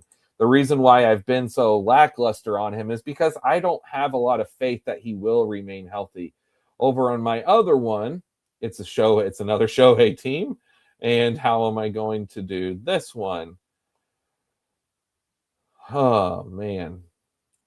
I think over on the other one, we're going to do something different than what I just did. Let's go with Garrett Crochet and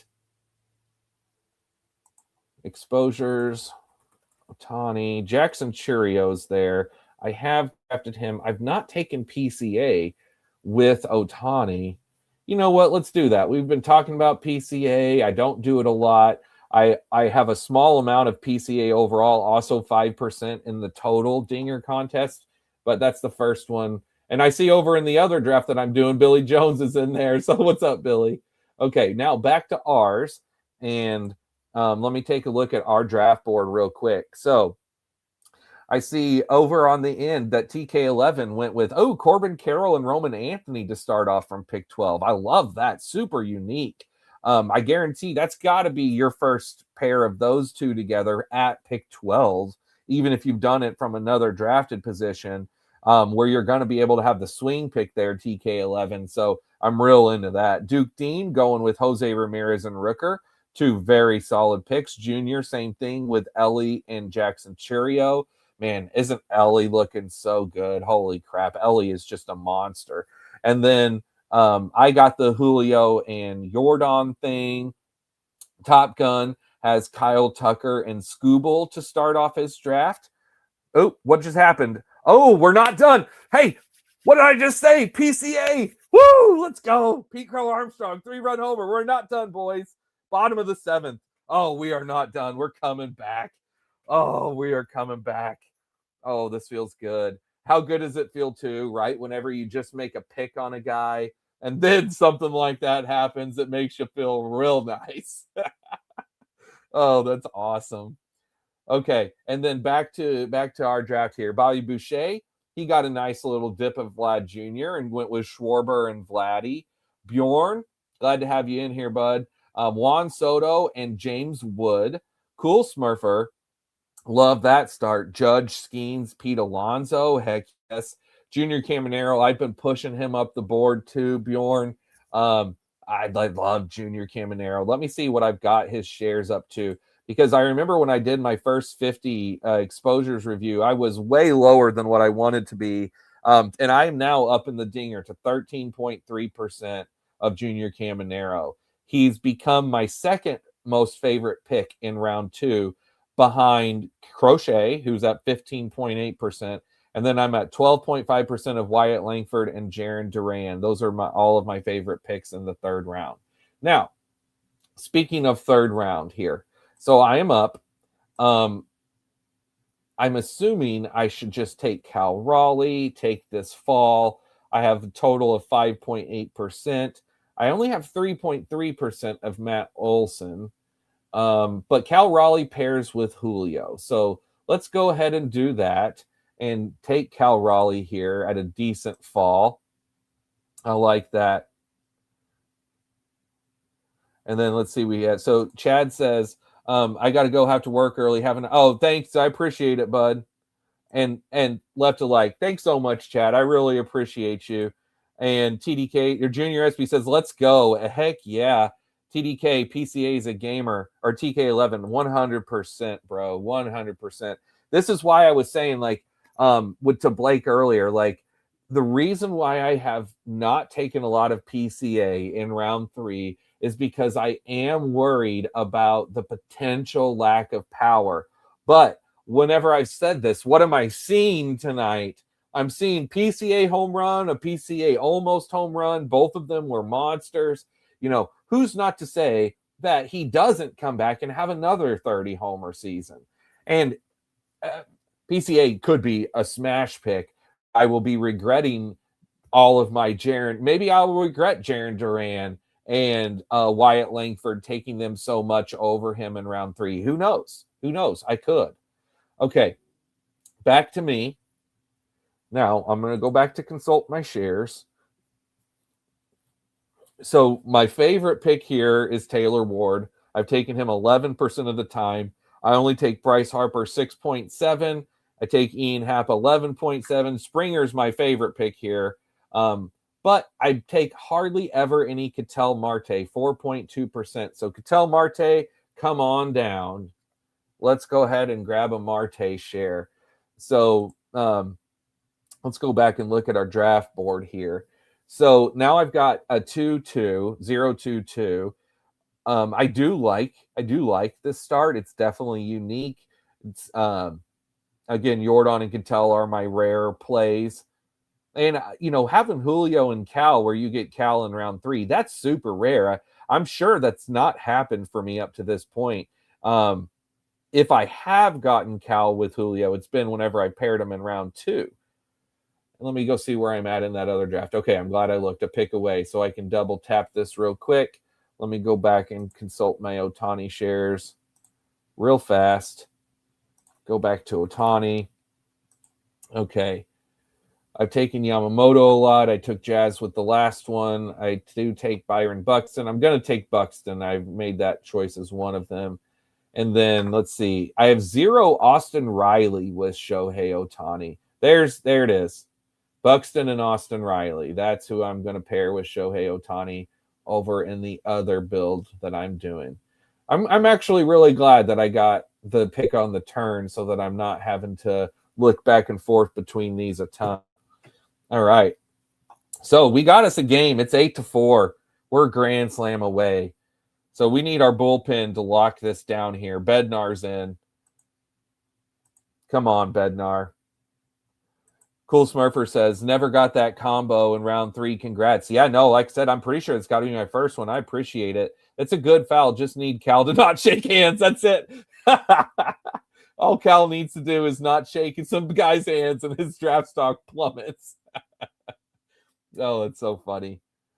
Let me go back and look at what our board's looking like here. So, Cool Smurfer, you added Brandon Nimmo and Christopher Sanchez. Just a really solid build you got going there across the board with that 2-1-2. I really like that. When you have Skeens and Christopher Sanchez, tell me this, Cool Smurfer, in the comments. Does that 2-player combo, does it make you think I want to still spend up a little bit more on pitcher and have a 6-pitcher build? Or is your mind always that I want to have more than 6 pitchers, 7 or more? So are you still thinking now it's because you spent up, now you're going to push pitching? I can look at it either way, and I do it both ways. Sometimes where I like to spend up at pitching, sometimes where I'll push pitching. Tell me what your thoughts are. And now it's back to me. So back to my shares. Take Shohei off here. Okay. So we're in round 5. Okay. I have 8.3% O'Neal Cruz, 8.3% Teoscar, 4.2% Logan Webb. That's one of my lowest. I don't have a pitcher yet, but dang it, I really want O'Neal Cruz. I really want to get my share. I want O'Neal Cruz to be at a 10% level by the time that I close out the dinger. So now that's 2 times I've taken him tonight. So after these 2 times, I'm probably going to be close to pushing 9.5 to 10%. I want to maintain that. I don't really want to go much higher than that. But whenever I'm looking at my teams, I was so off of O'Neal Cruz. But just in case you guys, I'm sure everyone in here who's watching, you probably are following along and you know. But O'Neal Cruz has made a lot of changes. And I'm really into, it's not just, he didn't just cut his hair, but he's been working all offseason on getting better to hit left-handed pitchers. And let's see what Cool Smurfer says. Depends on remaining draft capital. If I grab a pitcher in the next 2 picks, then it's a 6-pitcher build for me. Yep. So just kind of see who falls to you. But I agree. That's the thing, is I'm always trying to project out based off what I've done. How am I going to build this team from there? But a lot of times you have to let the draft fall to you and just see what happens. If I push it a few more rounds than 7, yeah. Yep. Right on board. We're on the same page. We are on the same page. Okay. So now we're coming back around to me.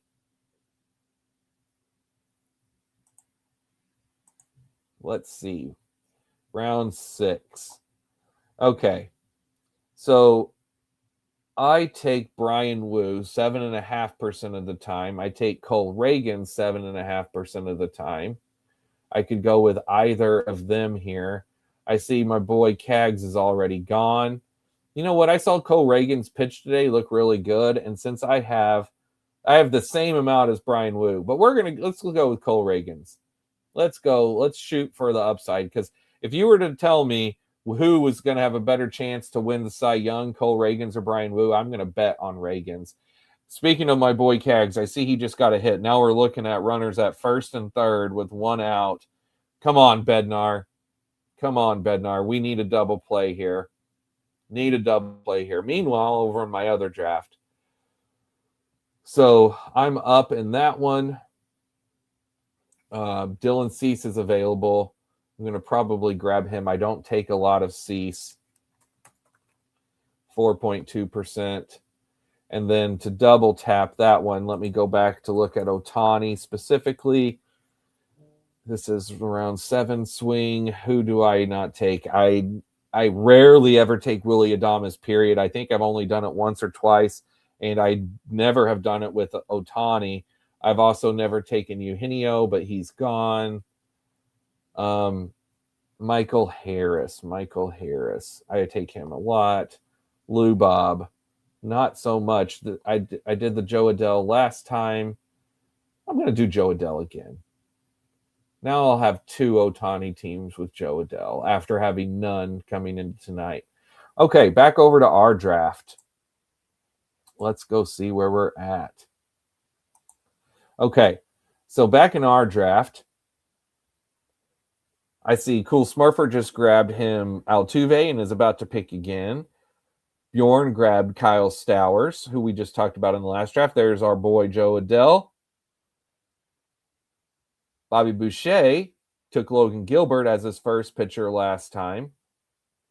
So right after I took Reagan's Top Gun grabbed Woo. That's a good pick, Top Gun. I know you know that. I'm not telling you anything you don't know. Let's see. And we're all building some really good squads. I see TK11 doesn't have a pitcher yet. Junior Espy doesn't have a pitcher yet. They're the only two that have yet to take a pitcher. Well, Lil Ali also. I'm in of our group of guys in the draft here. All right. And Bobby just double tap pitcher with Gilbert and Sale after not taking 1 through 5 rounds. All right. Now we're coming back around to me. Let's go see what will be one of my best picks to take here. Okay. Let me get Otani off here. I need to look at my overall shares. This is round 7. Max Fried 7.5% of the time. Lou Bob 10% of the time. Ben Rice 8.3%.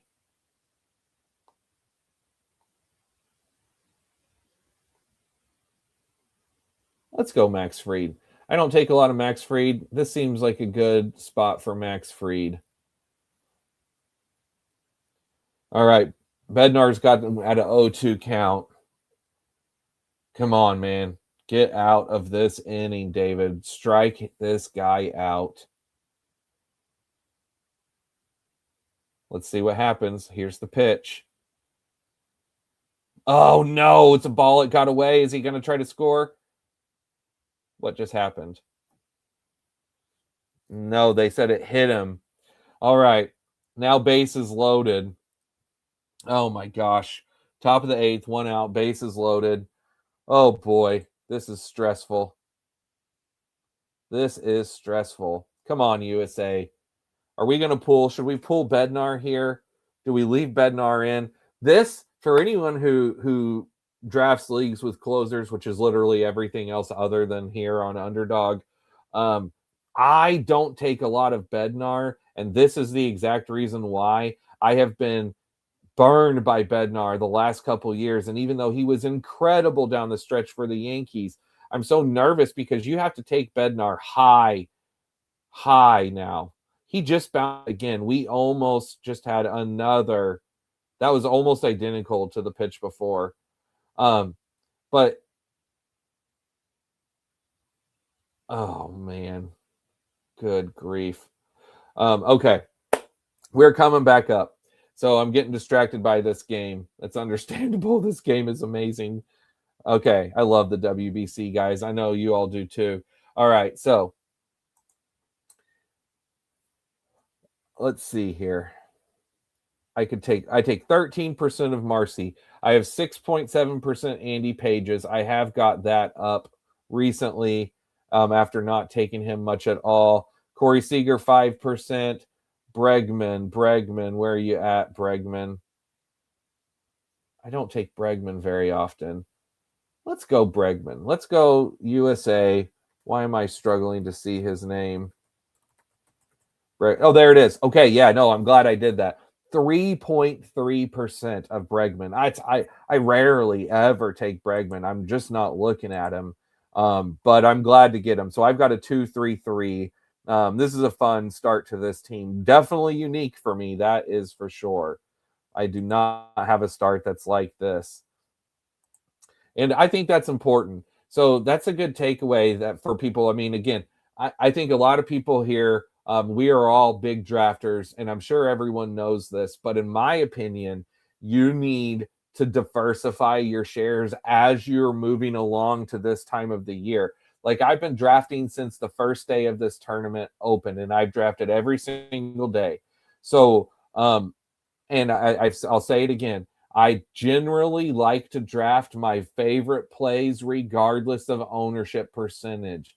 But as you move along, I do think that it stands more and more to pay attention. For me, I start looking at it at 50 drafts after 50 drafts. And then now I'm really honing in on it after 100 drafts. So speaking of, I am now up over in the other one while I'm 7 picks away in ours. Let me real quick search my Otani. This is round 8, 9. I have a 2-1-4 over in that other one, so I'm not going to take an outfield. I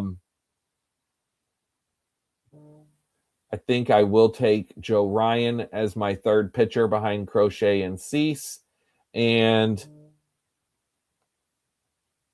let's see. Who do I want to take that I've not taken with Shohei? CJ Abrams. I've not done that. I've taken William Contreras. Oh, there we go. Bryce Terrain. There it is. Yep, 4.3% with Shohei. Okay, now back to ours. Sorry about doubling up here, but I'm actually really glad. This is why I jump in, because if somebody is gonna get in 2 drafts, I'd rather it be me than have to have one of you guys do that. Okay, back in our draft. Oh man, look at all of these pitchers up at the top here. This is the draft saying you need to take a pitcher now, but I really don't. I have a 2-3-3, and I like the 2 pitchers that I have.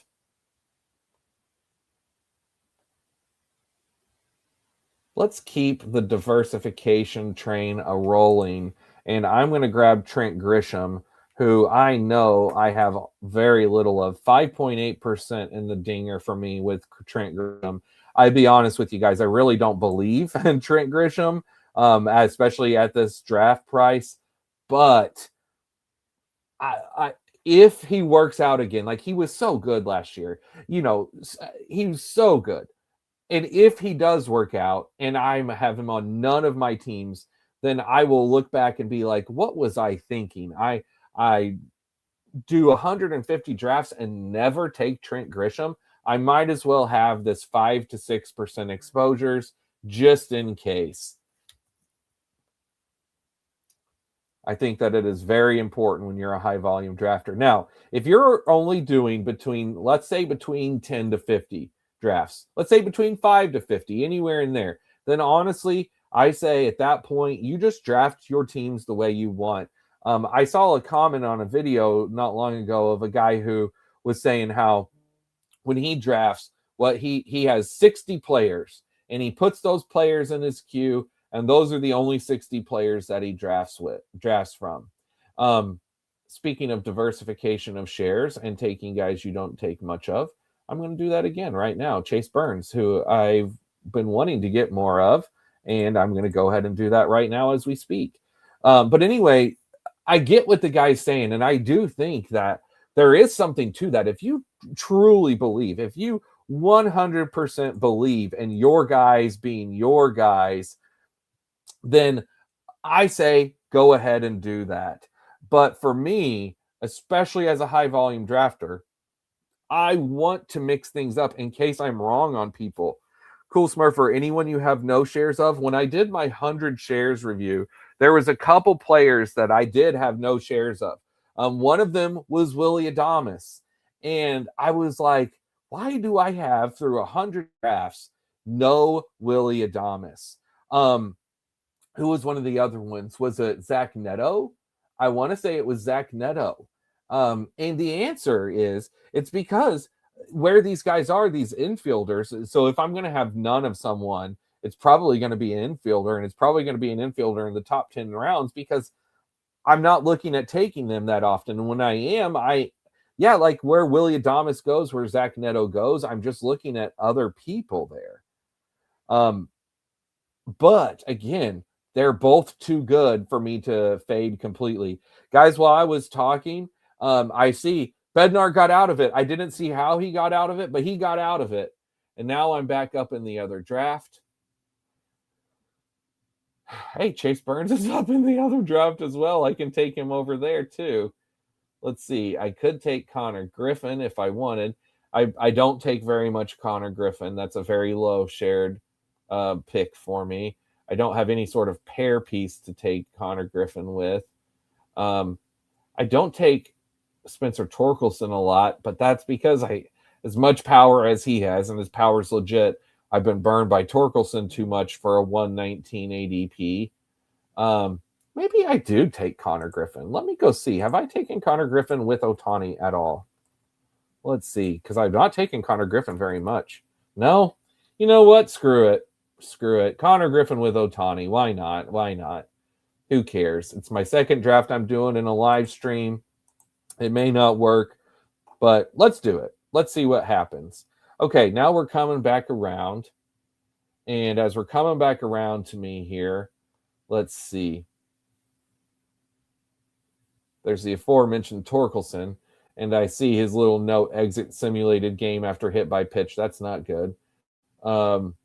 If I took a fifth outfielder, I could take another teammate pair here, and I get another Ozuna. Okay, back to my shares. Take Otani out. Ozuna. 8.3% Ozuna.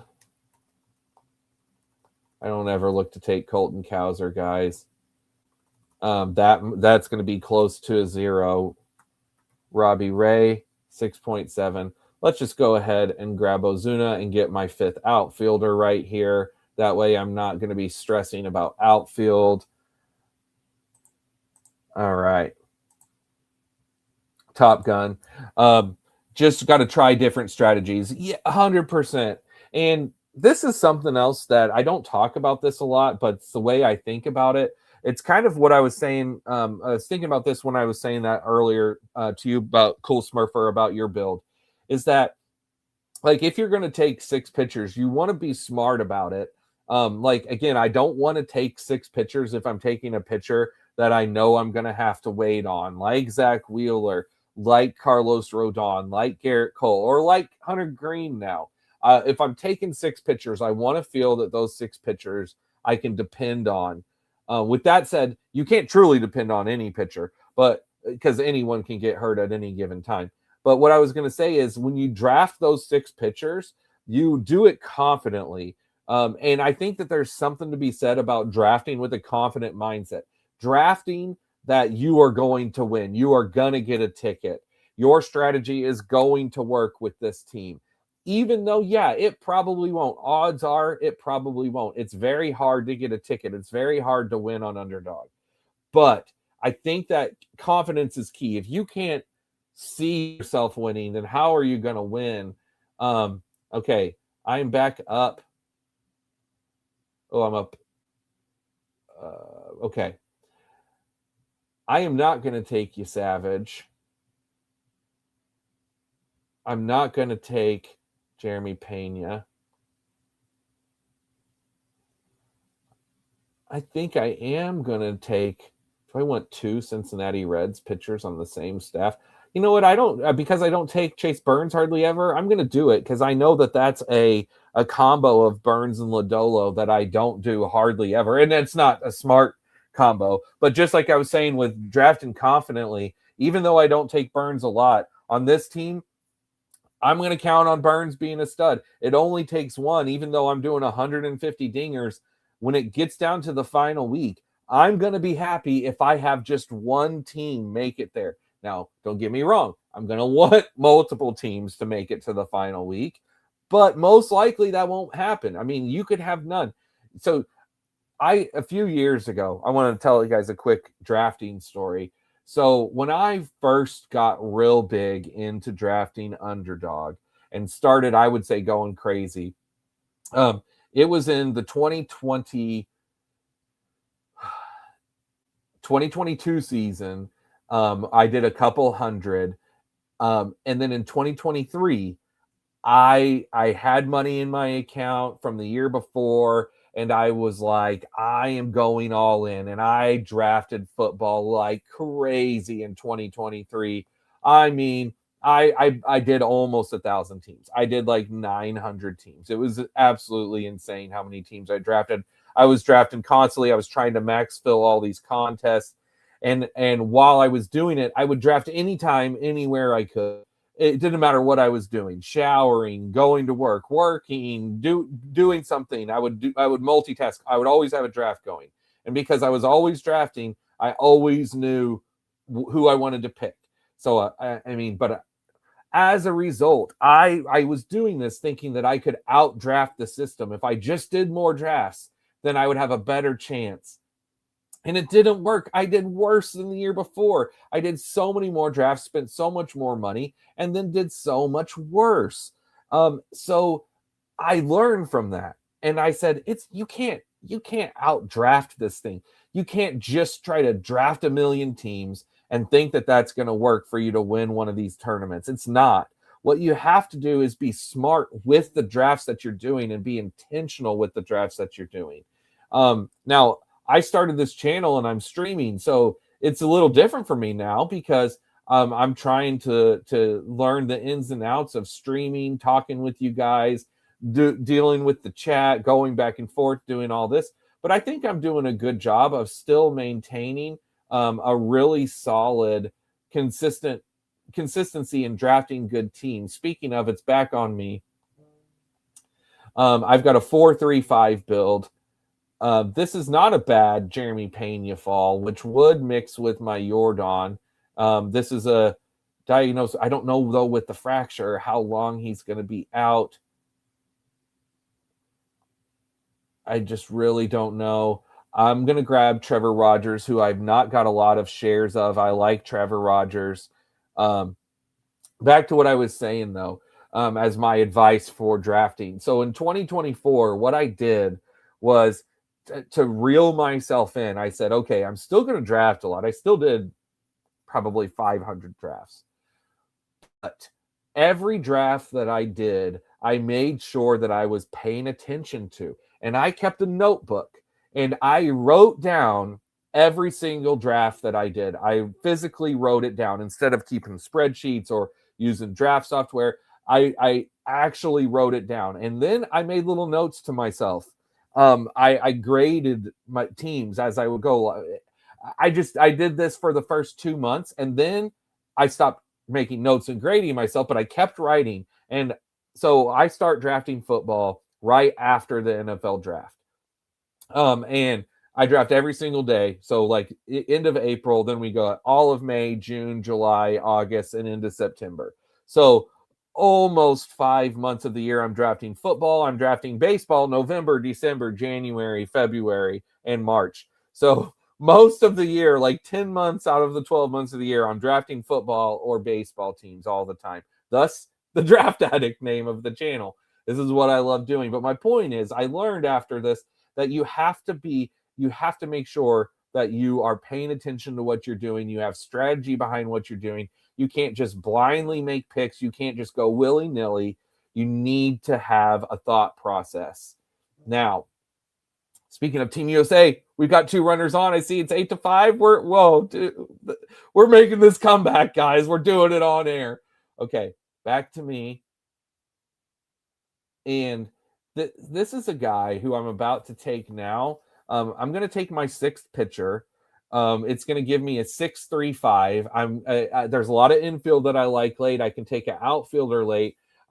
This pitcher is, he's an injury risk, but he's healthy right now. I saw him pitch earlier today. I've always liked Tyler Glasnow, and that's who we're going to lock in here. Tyler Glasnow. He's the best team in baseball. I mean, what can you say? Boy, it's taken a long time to make this auto pick. I threw him in my queue there. Finally, it went. But this is, so again, the whole intentional strategy. I don't want to have Tyler Glasnow on a lot of builds, but I want to make sure that I have him on some. Let's look up my Dinger exposures. Glasnow, 8.3%. Again, I think he should be around a 10% guy because he's good enough. And if 10% of my teams, if 1 out of 10, if Tyler Glasnow misses a bunch of time like he has so much in the past, it is what it is. And Top Gun, you going to be streaming football drafts during the summer? You better believe. So I will. This channel, I'm going to keep going. So as soon as baseball's done, then I'm gonna. This is my plan for the year, guys. Because my plan is to keep drafting with you guys. I want to just keep the draft train rolling. This is what I'm doing anyway. I'm sitting here drafting anyway. So I really love talking with you guys and interacting and getting to know your handles and And I've been a big fan of it, and I'm so appreciative for you guys. And I love that you all are enjoying being in here drafting with me. So, but anyway, as soon as baseball season starts, then I'm gonna make some videos with my buddy Corey, who's been on drafting baseball teams with me. Corey's huge into football. I pretty much don't follow football until really till the NFL draft. That's whenever I kick in my football mode. This year will be a little different because of the channel. I'm going to start getting into football, talk about football, maybe do a couple way too early drafts when baseball starts. But I'm going to keep making some baseball videos as we go because I want to talk about how the underdog season is going, not just for me, but I have spreadsheets where I track stats. I was thinking about maybe doing once a week where I talk about who were the top plays from the last week.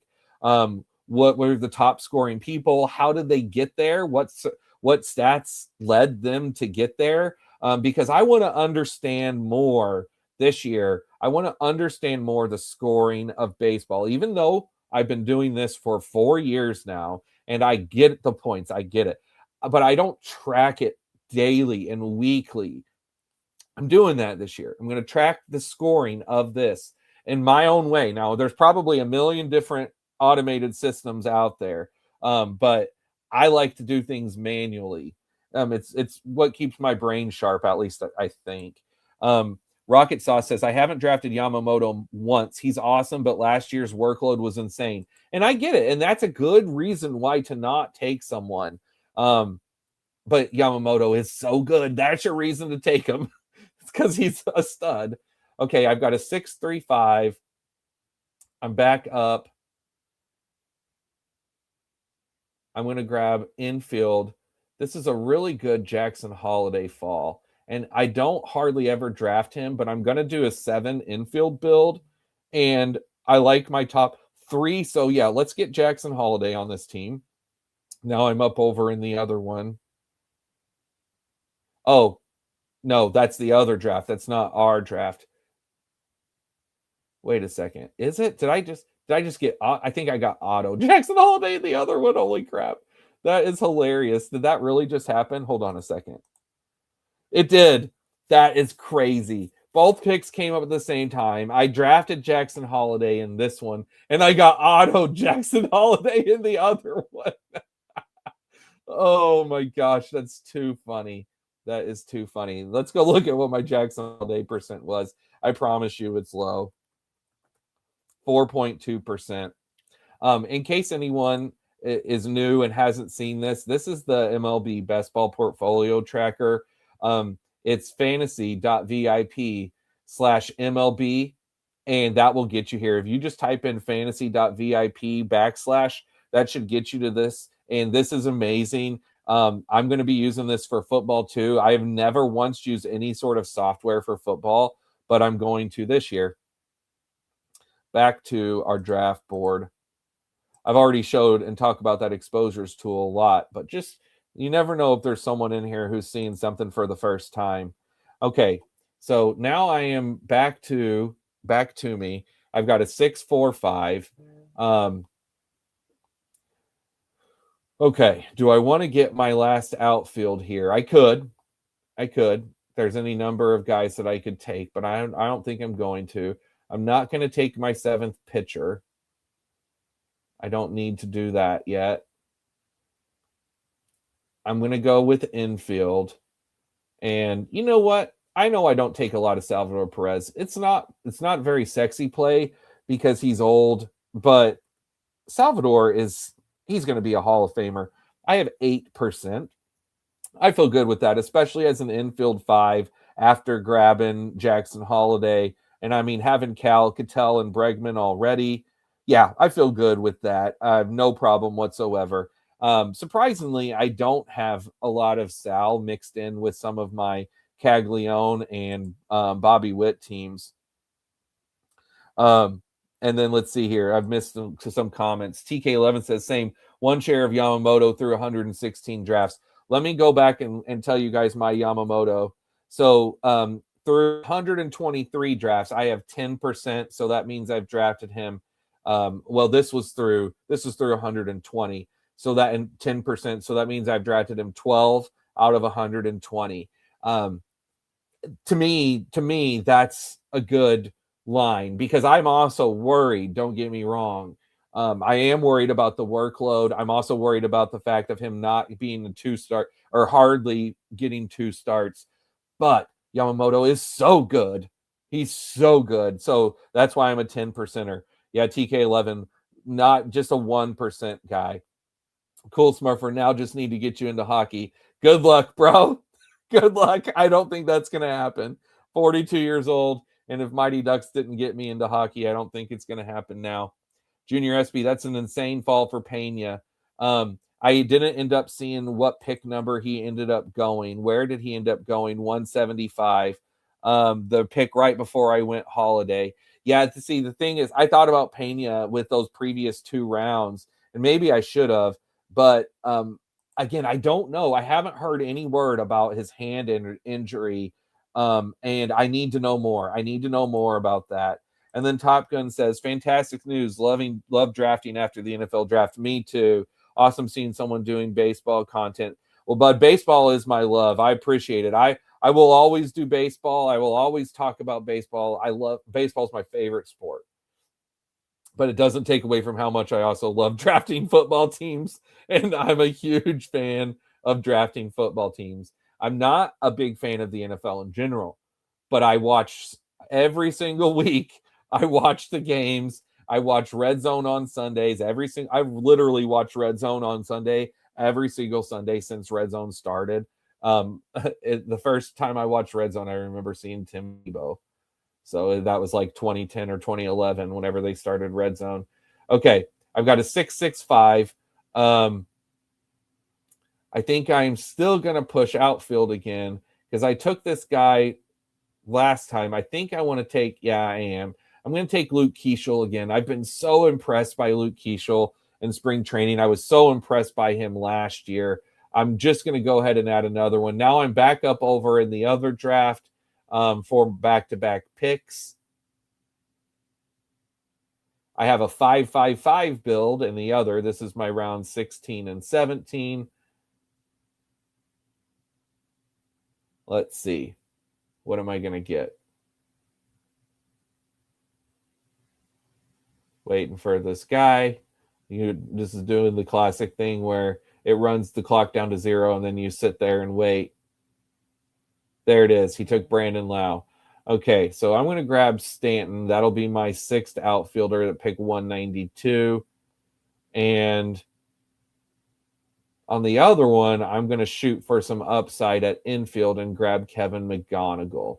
So we're going to go with Stanton and McGonigal in my other draft. Okay, now back to ours. We are coming back around. Let's see. What else have I missed here?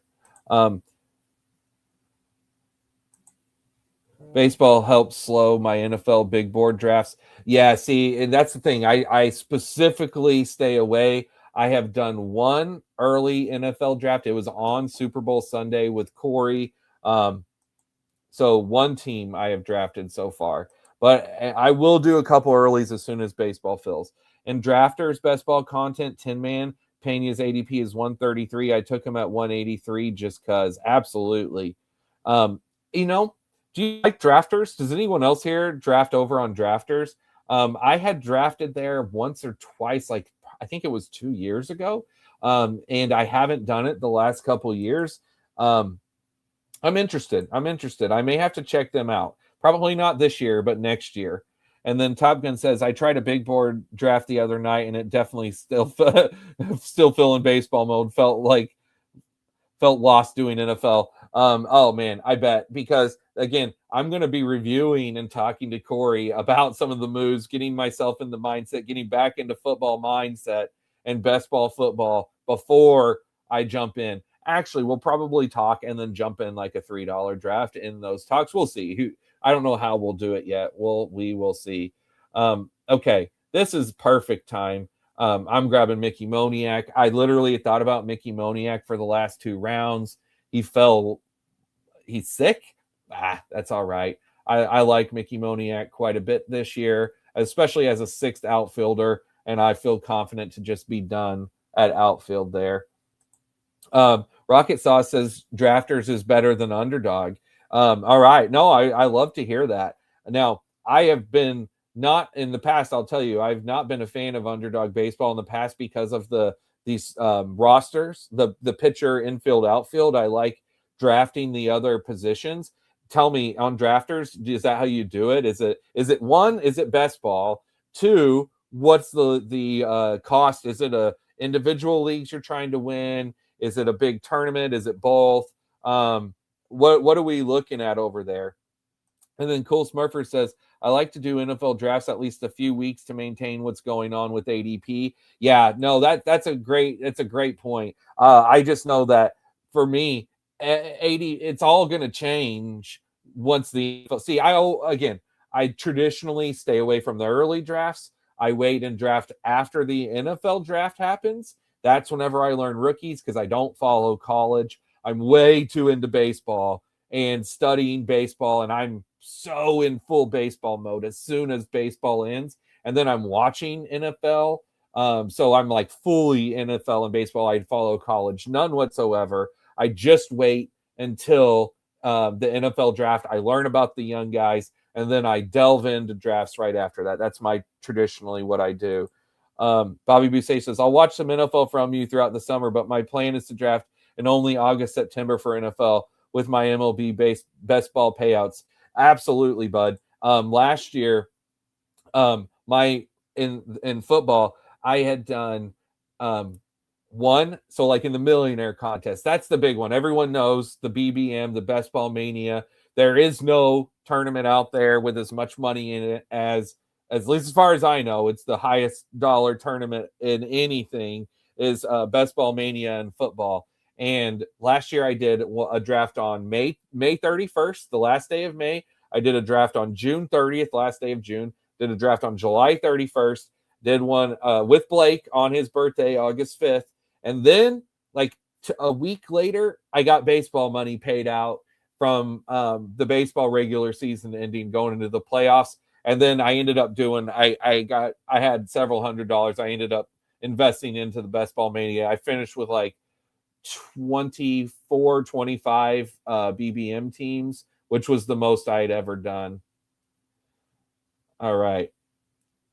I'm going to do something here that I've been thinking about getting some more of, and one Mr. Andrew Painter, because it sounded like Andrew Painter is, I mean, I don't know how good he'll be, but it sounded like he's going to be playing right from the get-go. So I am into trying some Andrew Painter shares. And over on the other draft, I see Merrill Kelly, it says, is about to make his Grapefruit League debut, which means he's about ready to come back from injury. That's pretty interesting because I've been fading Merrill Kelly heavily ever since he got hurt, but I was in on drafting him early. Rocket says, UD is much bigger, so they have more money to be won, but definitely recommend checking out Drafters. A guy like you would love it. I will check it out for sure. You didn't answer my question. Do you draft positions? Do you draft catcher first, second, third? Do you take pitchers as a whole? Do you take relief pitchers and starting? How does that work over there? I'm sure I can go find out. I can go find out. I'm just wondering. And then Bobby says, yeah, that's nice. Probably my exact same plan. Best Ball Mania is too fun. For sure, bro. You have to have. So I did, by the way, I was very happy of my 20-something Best Ball Manias last year. I think it was 24, 25. It was somewhere around there. And I had 6 or 7 of them get tickets. It was great. It was like, I was so thrilled with that. By the way, we're coming to my last round pick here. And there's any number of guys that I could do, but I'm going to go with one final teammate pair and a boy of mine, Brendan Donovan, who fell to the last round, who gives me a Cal and Julio combo. What just happened? Guys, what PCA just hit another homer. PCA, Pete Crow, baby.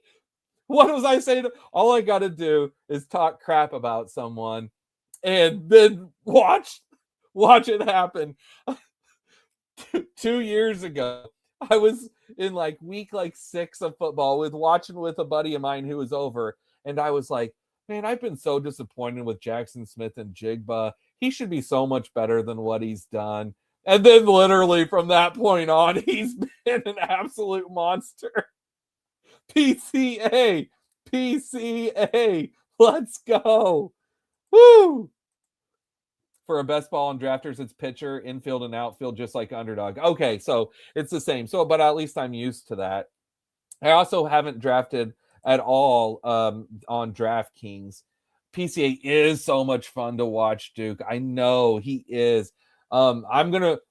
All right, I have. Let's see. This was draft 123. I had 30 more, so I have 27 drafts. I want to increase my PCA shares to. I'm at 3 or 4%. I want to double it. I want to get to 8%. So I'm going to mentally, this tonight, these homers, talking about it with you guys, I'm going to mentally try to focus to get PCA to 8%. Rocket Sauce says they're kind of retarded though. They have Jackson Merrill as an infield. Well, you know what? Over here on Underdog, they've got Rafael Devers as an outfield. So yeah, I mean, what are you going to do? TK, you are a load to draft pie. Oh man, yes he is. He is a good drafter. Well, guys, let's do a team review for us that are in here. Let me go ahead and remove the comments off the stage, and let me go pull up. Let's see, completed. Pull this draft up. View full draft. Okay, share this tab. All right, let's check our teams out. So let's look at Cool Smurfer first. Now, real quick, I have one more pick to make over in the other one. Let me go throw someone in my queue. You know, I'm going to throw in my queue Cade Cavalli. I'm going to take my second share of him. And I'll put Reed Detmers and Andrew Painter in there just in case. Okay. Now back to our teams. Okay, now I'm not looking at the comments while I'm doing this, but if you do want to say anything, I'll check that out afterwards. So he did Cool Smurfer 776 Skeens. So I see you ended up doing the 7. Skeens and Sanchez. Then you took Joe Ryan at 98, Bradish at 119. I love the top 4. Then you pushed it. Because you pushed it, you ended up still going with 7. I agree with that strategy, and I like the last 3 you took. I just talked about Soriano and Senga last time, so you know my thoughts. And Bryce Miller, it's just about what Bryce Miller do we get. Hopefully we get a good one. Your infield is awesome. This is an incredible infield that I couldn't love more. Power for days. I see a couple teammate pairs in there. Great infield. And then Judge, Nimmo, Altuve, Joe Adell, Doyle, and Kerry Carpenter. I got the game on still here. Let me move my phone over here so that it's right in my line of view. We're at 1 out. We need a base runner. We just need a base runner. Oh man, and we've got Judge and Schwarber coming up. Come on, Bobby Witt, let's get on base. Oh, if Team USA can make a comeback, oh, this would be so epic. Cool Smurfer, phenomenal team. I'm a big fan. Bobby Witt! Woo! Bobby! Yes! All right. Oh, we're cooking, boys. We're cooking. No double plays. All right. Bjorn, let's see what you got.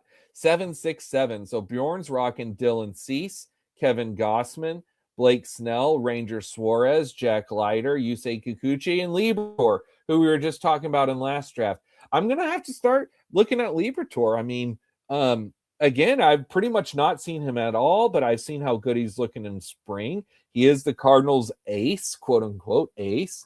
But still, yeah, I mean, for all these last round pitcher picks, I think that Libertor is a good one. Whew, Gunner.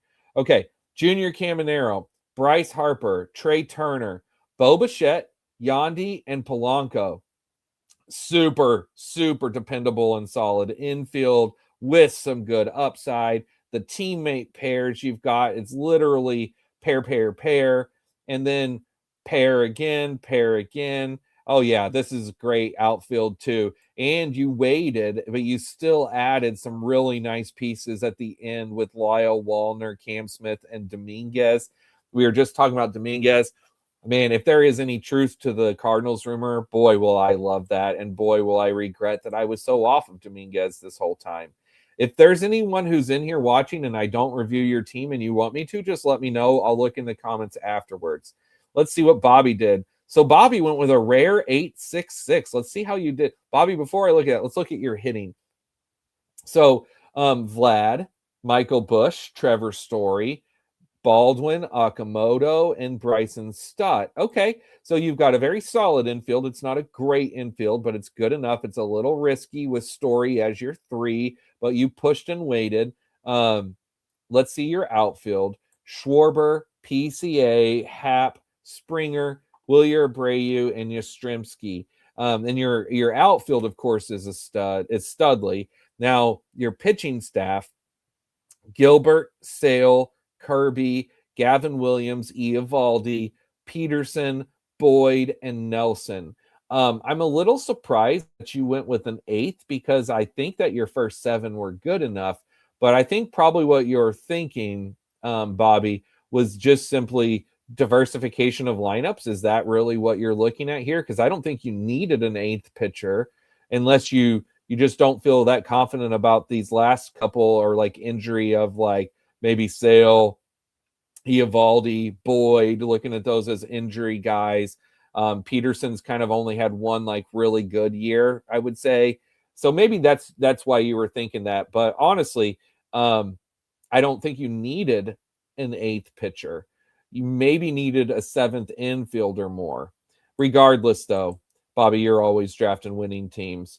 And let's see, Top Gun. What did you do here, bud? 776.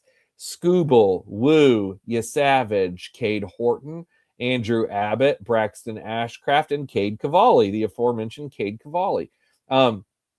So Scooble and Woo, having the 2 studs right at the top. You went with Savage like Blake did in ours, then waited big time.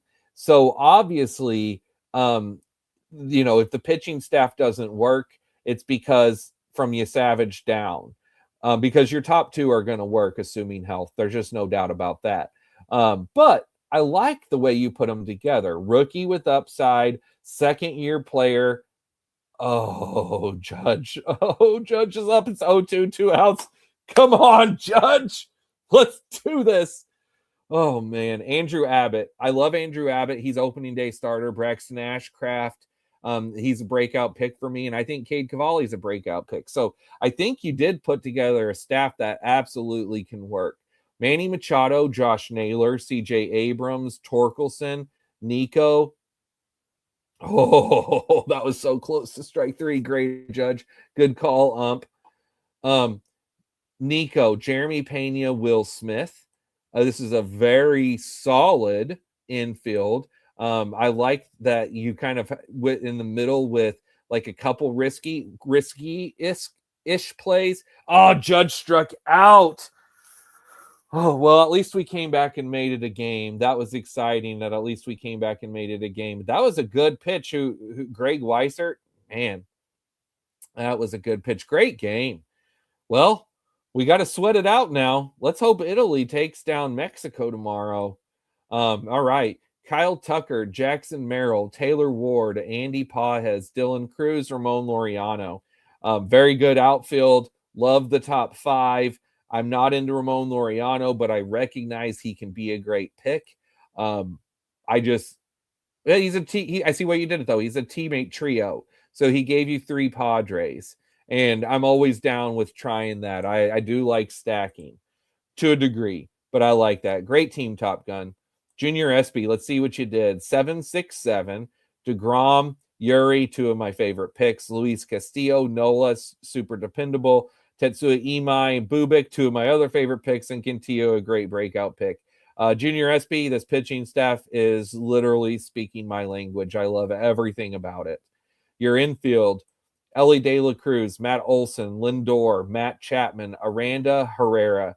I think you know the picks that I like, and you are doing it, my friend, because that is an awesome infield. And here's the only thing that I don't like, Colton Cowser, but look at that ADP fall.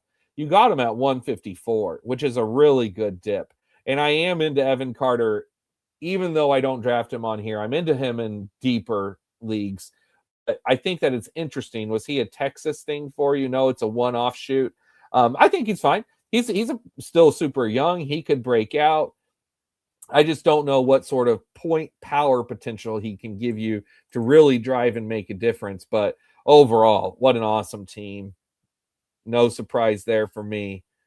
Duke Dean, let's see what you did. Ooh, 875. Duke Dean, I love the 875 build. Let's go see real quick. I want to show you my portfolio. I have done, this is in all drafts. Let's go to the dinger.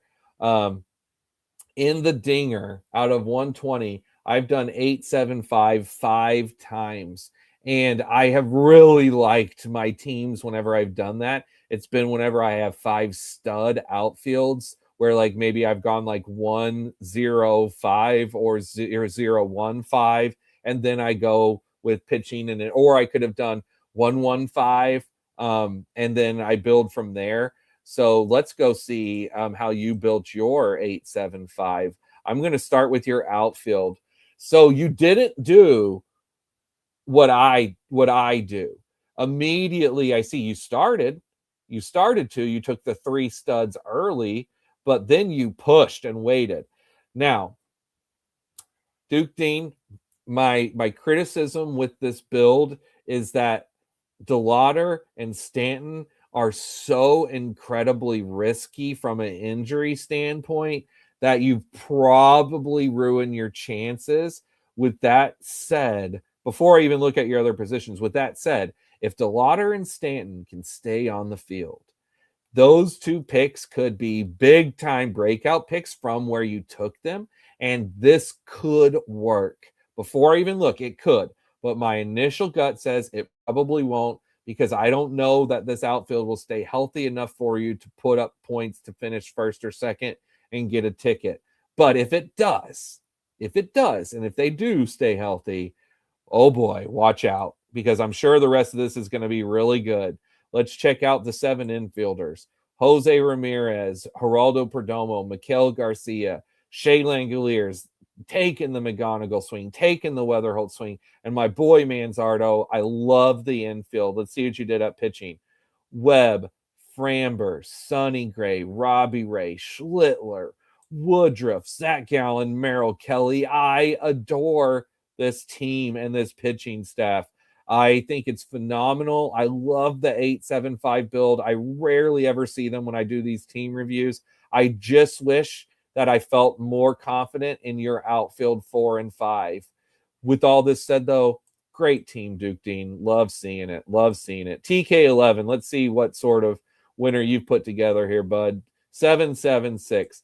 The newly re-signed Luzardo, who I think is going to be a monster this year. So do the Phillies, apparently. Pavetta, and you waited. Pavetta, Mizorowski, Bybee, Bubba, Edward Cabrera, McClanahan. Again, speaking my language with these guys. I love mixing in these solidity. I look at Jesus Luzardo, Nick Pavetta, Tanner Bybee as solid, and maybe Edward Cabrera as solid sources of innings. You've got your swing for the fences with the young guys of Miz and Bubba, and then what if McClanahan? I did see that his velocity's down. I'm not that worried about it right now. He's been off for 2 years. Give the guy a chance to build back up. Your infield is phenomenal, and you took 2 late guys that you don't get often.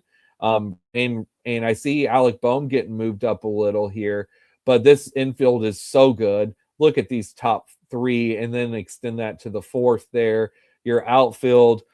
Also, you did the Cags thing. Oh, I was looking at Soler. When I was looking for him, he was gone. It was because you got him. Corbin Carroll, Roman Anthony, Cags, Adolis, Soler, and Lane Thomas. I've not taken Lane Thomas at all. I've not seen how he's done in the spring either. I'm going to have to keep my eye on that. I know why you did it. It gave you a KC trio, but I don't know. I don't know about the Lane Thomas thing. That's to be determined. But overall, love the team. And then I guess we'll close out with my team, see what sort of crap I put together. I did a 7-7-6. All right, let's look at this pitching. Fried, Reagans, Burns, Lodolo, Rogers, Glasnow, Painter. It's very risky. I don't have this is a risky. This is a shoot for the moon type of pitching staff. Um, I mean, I look at Freed as being solid and dependable, but even he's had injury problems not that long ago. Cole Reagans is coming off an injury year. Lodolo's always hurt. Trevor Rogers hasn't been good except for the end of last year. Glasnow's hurt a lot. Painter's been hurt. Chase Burns, I've not seen anything from. But if all is my thing is all of my guys do hit, or if 5 of the 7 hit big, then I could be looking really nice. So we'll see. We'll see. My infield, I'm a big fan of, even though I did some switch up things for diversification's sake, and I did get the Cal fall at pick 32. I don't take much Bregman. I took the fall of Holiday, and I don't get much of him. I do like Keishel and Donovan a lot. This is an okay infield. We'll see. I had to do 7. See, I couldn't do a 6 infield with this build. And my outfield, it's fine. Again, mixing things up, people I don't get a lot of shares of. I don't mix together a lot. This isn't something I'm not going to feel whenever I am diversifying shares. I'm not going to feel as good as whenever I take guys that, again, I like more and I normally take, but I recognize Jordan could be better than anyone in round 2, and I hardly ever take him. Trent Grisham could be a really good pick at 105, and I hardly ever take him. So I got to get guys like that in there every once in a while, especially someone like Jordan. All right, let's run back over here and let's see if any other comments that I've missed. Okay, yeah, there's been a lot of comments. Okay, let's start here. Bjorn, my outfield feels thin in this draft, even with 7. Not my favorite draft. Kick the can too far down the line. And then back over to your outfield. Even with 7, kick the can too far down the line. Yeah, I see what you mean. Because, like, again, I like Dalen and he pairs, but that's why I said I'm a fan of these. But, yeah, it doesn't feel great. And if Jason and Cam don't work out, you're in some trouble, especially if Dalen and Stowers, who aren't proven, don't really produce to what our expectations of them are. You are right. And then Top Gun, fun draft. Think everyone did well. I agree. We all got some really good teams.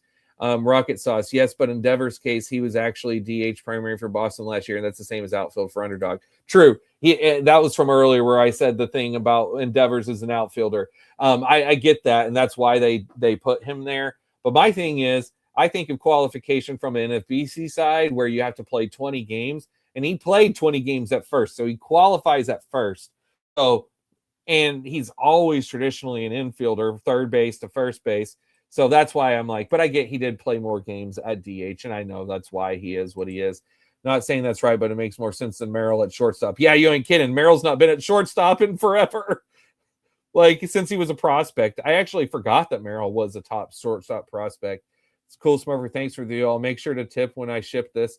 I appreciate it. I'll hold you to that, cool Smurfer. Just to diversify. Yep, agreed. Infield is risky. Yes, sir. Junior SB couldn't pass up 4th round Lindor. I knew it would have to go 7 outfield. Couldn't agree more. Well, that's the spot. 4th round Lindor. If he falls to you in the 4th, you grab him. Thank you. A few were stacking pieces with Smith and Ramon. Hopefully, a few bottom pitchers of my draft hits. Yes, sir. You got it. And then Rocket saw Stanton's elbows hurt opening up a bag of chips. Yes, they do. And Duke Dean is the king of H pitcher strategy. Oh, Duke, see, I've only been in a couple of drafts with Duke, so I haven't got to see a lot of those. Duke Dean, if you're in here, throw in the chat real quick. If you know, like, what's a roundabout, what percent of the time do you go with 8 pitcher strategy? Just to kind of share this with you guys again in the dinger, you'll see my build strategy is almost every time 7-7-6. I will do the 6-7-7. I have done that 20 times. That's whenever I have 6 pitchers I feel confident in. I've done 7-6-7, which, just to mix things up, although I generally like the late infielders more, which is why, but I wanted to mix some late outfielders. And if I take early infield and mix things up, that's what these 13 drafts are about. And then the 8-6-6 and the 8-7-5, I love doing these drafts. I'm a big fan of doing the 8 pitcher builds, and only 12 out of my 120, so 10% of my builds have been 8 pitcher builds. Maybe I might do a few more. I did one earlier. I did one in that draft tonight, in that first draft that we did. Duke says probably 38% 8. Yeah. So that's a good 4 out of 10. But I also have roughly 13% 9 pitcher. Very interesting. When you do 9 pitchers, Duke, how do you build those? Do you do like let's see, 9 pitchers. So what would you do? 9 6 5. Wait, what's the no? 965 or how do you 965. Okay, there we go. 965. 965. Okay, so I'm assuming with those you spend up at outfield, you push pitching, and you probably go with outfield and infield early and try to get maybe you get 1 or 2 pitchers in the top 10 rounds, and then you load up hitting, and then you push pitching to the end. Is that your general strategy with the 9 pitcher builds, Duke? And if so, I like that idea. And I hope that I hope that you all stay in and we continue to draft together, if not throughout football, into baseball next year. And I really hope that we're drafted baseball teams next year. But if so, Duke, I'm going to be real interested to know how these 965, since I don't think I'm going to, you see my builds now, I'm not going to have any 9 pitcher builds. I don't have any plan on it, at least. Although I may do one just for you. I might do one on a stream one night you're in, just to see how I can do it. I have a lot of Ivan and Aranda. Oh yeah, no, Ivan and Aranda are awesome picks. I also love picking Ivan and Aranda. Although I've been working my Aranda up, and Ivan I've been on this whole time. Here's my dinger shares of Ivan. Look at how much I've been drafted Ivan so much early. I mean, clustered. And then I spread him out. So I consistently stayed drafting Ivan Herrera and Jonathan Aranda. So you see, I wasn't taking Aranda, but I have been taking him more recently, which, seeing this though, it's still not that much. I need even more of that. Let me see in my full main slate. 7.8%. I'm just wondering over on eliminators. So little eliminator. This is where, and again, I've been doing all of these here in the last week. I have been taking them 14.8% over there. That's only 4 teams though. But yeah, no, nonetheless. Well, super interesting. Top Gun 8 pitchers isn't terrible, honestly. Feels like all these pitchers could blow out their arm at any time. This is why I take 7. I used to just take 5 or 6. You can advance with 5 or 6. You can even advance in the playoffs with 4. If you have 3 pitchers that are locked and loaded, you can not only win the league, you can advance, but getting past the second round and then doing well in the third round with 4 or 5 healthy pitchers, or 3 or 4 healthy pitchers, it's not good. You're pretty much not going to happen. And the only way it is going to happen is if you're incredibly lucky. So this is why, again, I fully agree with drafting more pitchers. Every pitcher is an injury risk. You never know too how you can line up 2 starts in the playoffs. I don't understand why Blanco is so free. Hitters like that are always can utilize that Duke Dean strategy. Yeah, again, completely agree with that one. Let's go. Anytime you guys bring this up, I always like to see what am I doing. I know I'm drafting Polanco, but yeah. So over on the dinger, 9.2%, and looks like the last time I took him was on February 23rd. So I've not taken him in a hot minute, a couple of weeks. I should probably throw him in again. And what was this comment here? I've been tinkering for 3 years with 8 pitcher builds, always struggled in the playoffs against pitching combos with 2 steps. Yeah, that's the thing, is once you get into the playoffs, just who knows? And the two pitcher things is just so you can't plan for it. Like, you do have to get lucky. This year's prices on SBs is incredible at every level. I 100% agree. I feel confident drafting people top to bottom, anywhere in the draft. There's pitchers that I like.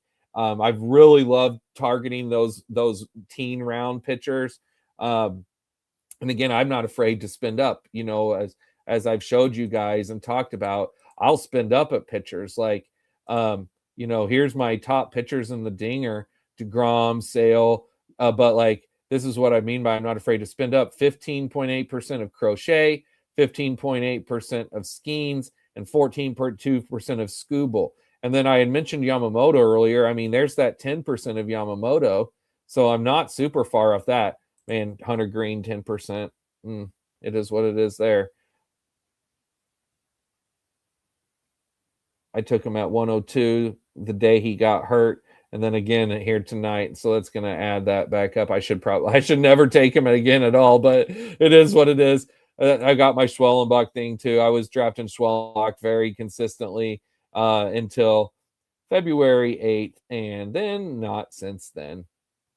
At least I know like there's a chance Hunter Green can come back. All right. Well, guys, thank you all for staying on. This has been super fun drafting with you tonight. It's always appreciated. And I'll be back on with you guys soon. So keep an eye out. There's a chance I'm off work tomorrow. I may just jump on randomly in the day and draft with you. Let's see. But if not, we'll definitely be back this weekend. Top Gun says, end of the day, it's all about pods you get thrown into to make it to the final. Yeah, because you never know. Like literally, one team can be so much better and score more points in your pod, and then you get thrown in one that's worse. I've seen it. I know there's so much luck. I always say we got to try to do what we can to bring the luck in our direction, but it's gonna come down to luck at the end of the day. Awesome. Take care. Thank you. You too. And I'm a Duke Dean disciple, Rocket Sauce, but I also will do the opposite, take Skeens Crochet and maybe 3 to 4 other SPs, and that's it. See you in the lobbies. Yeah, guys. Well, hey, thank you so much again. You have a great night. And remember, keep drafting. See you next time.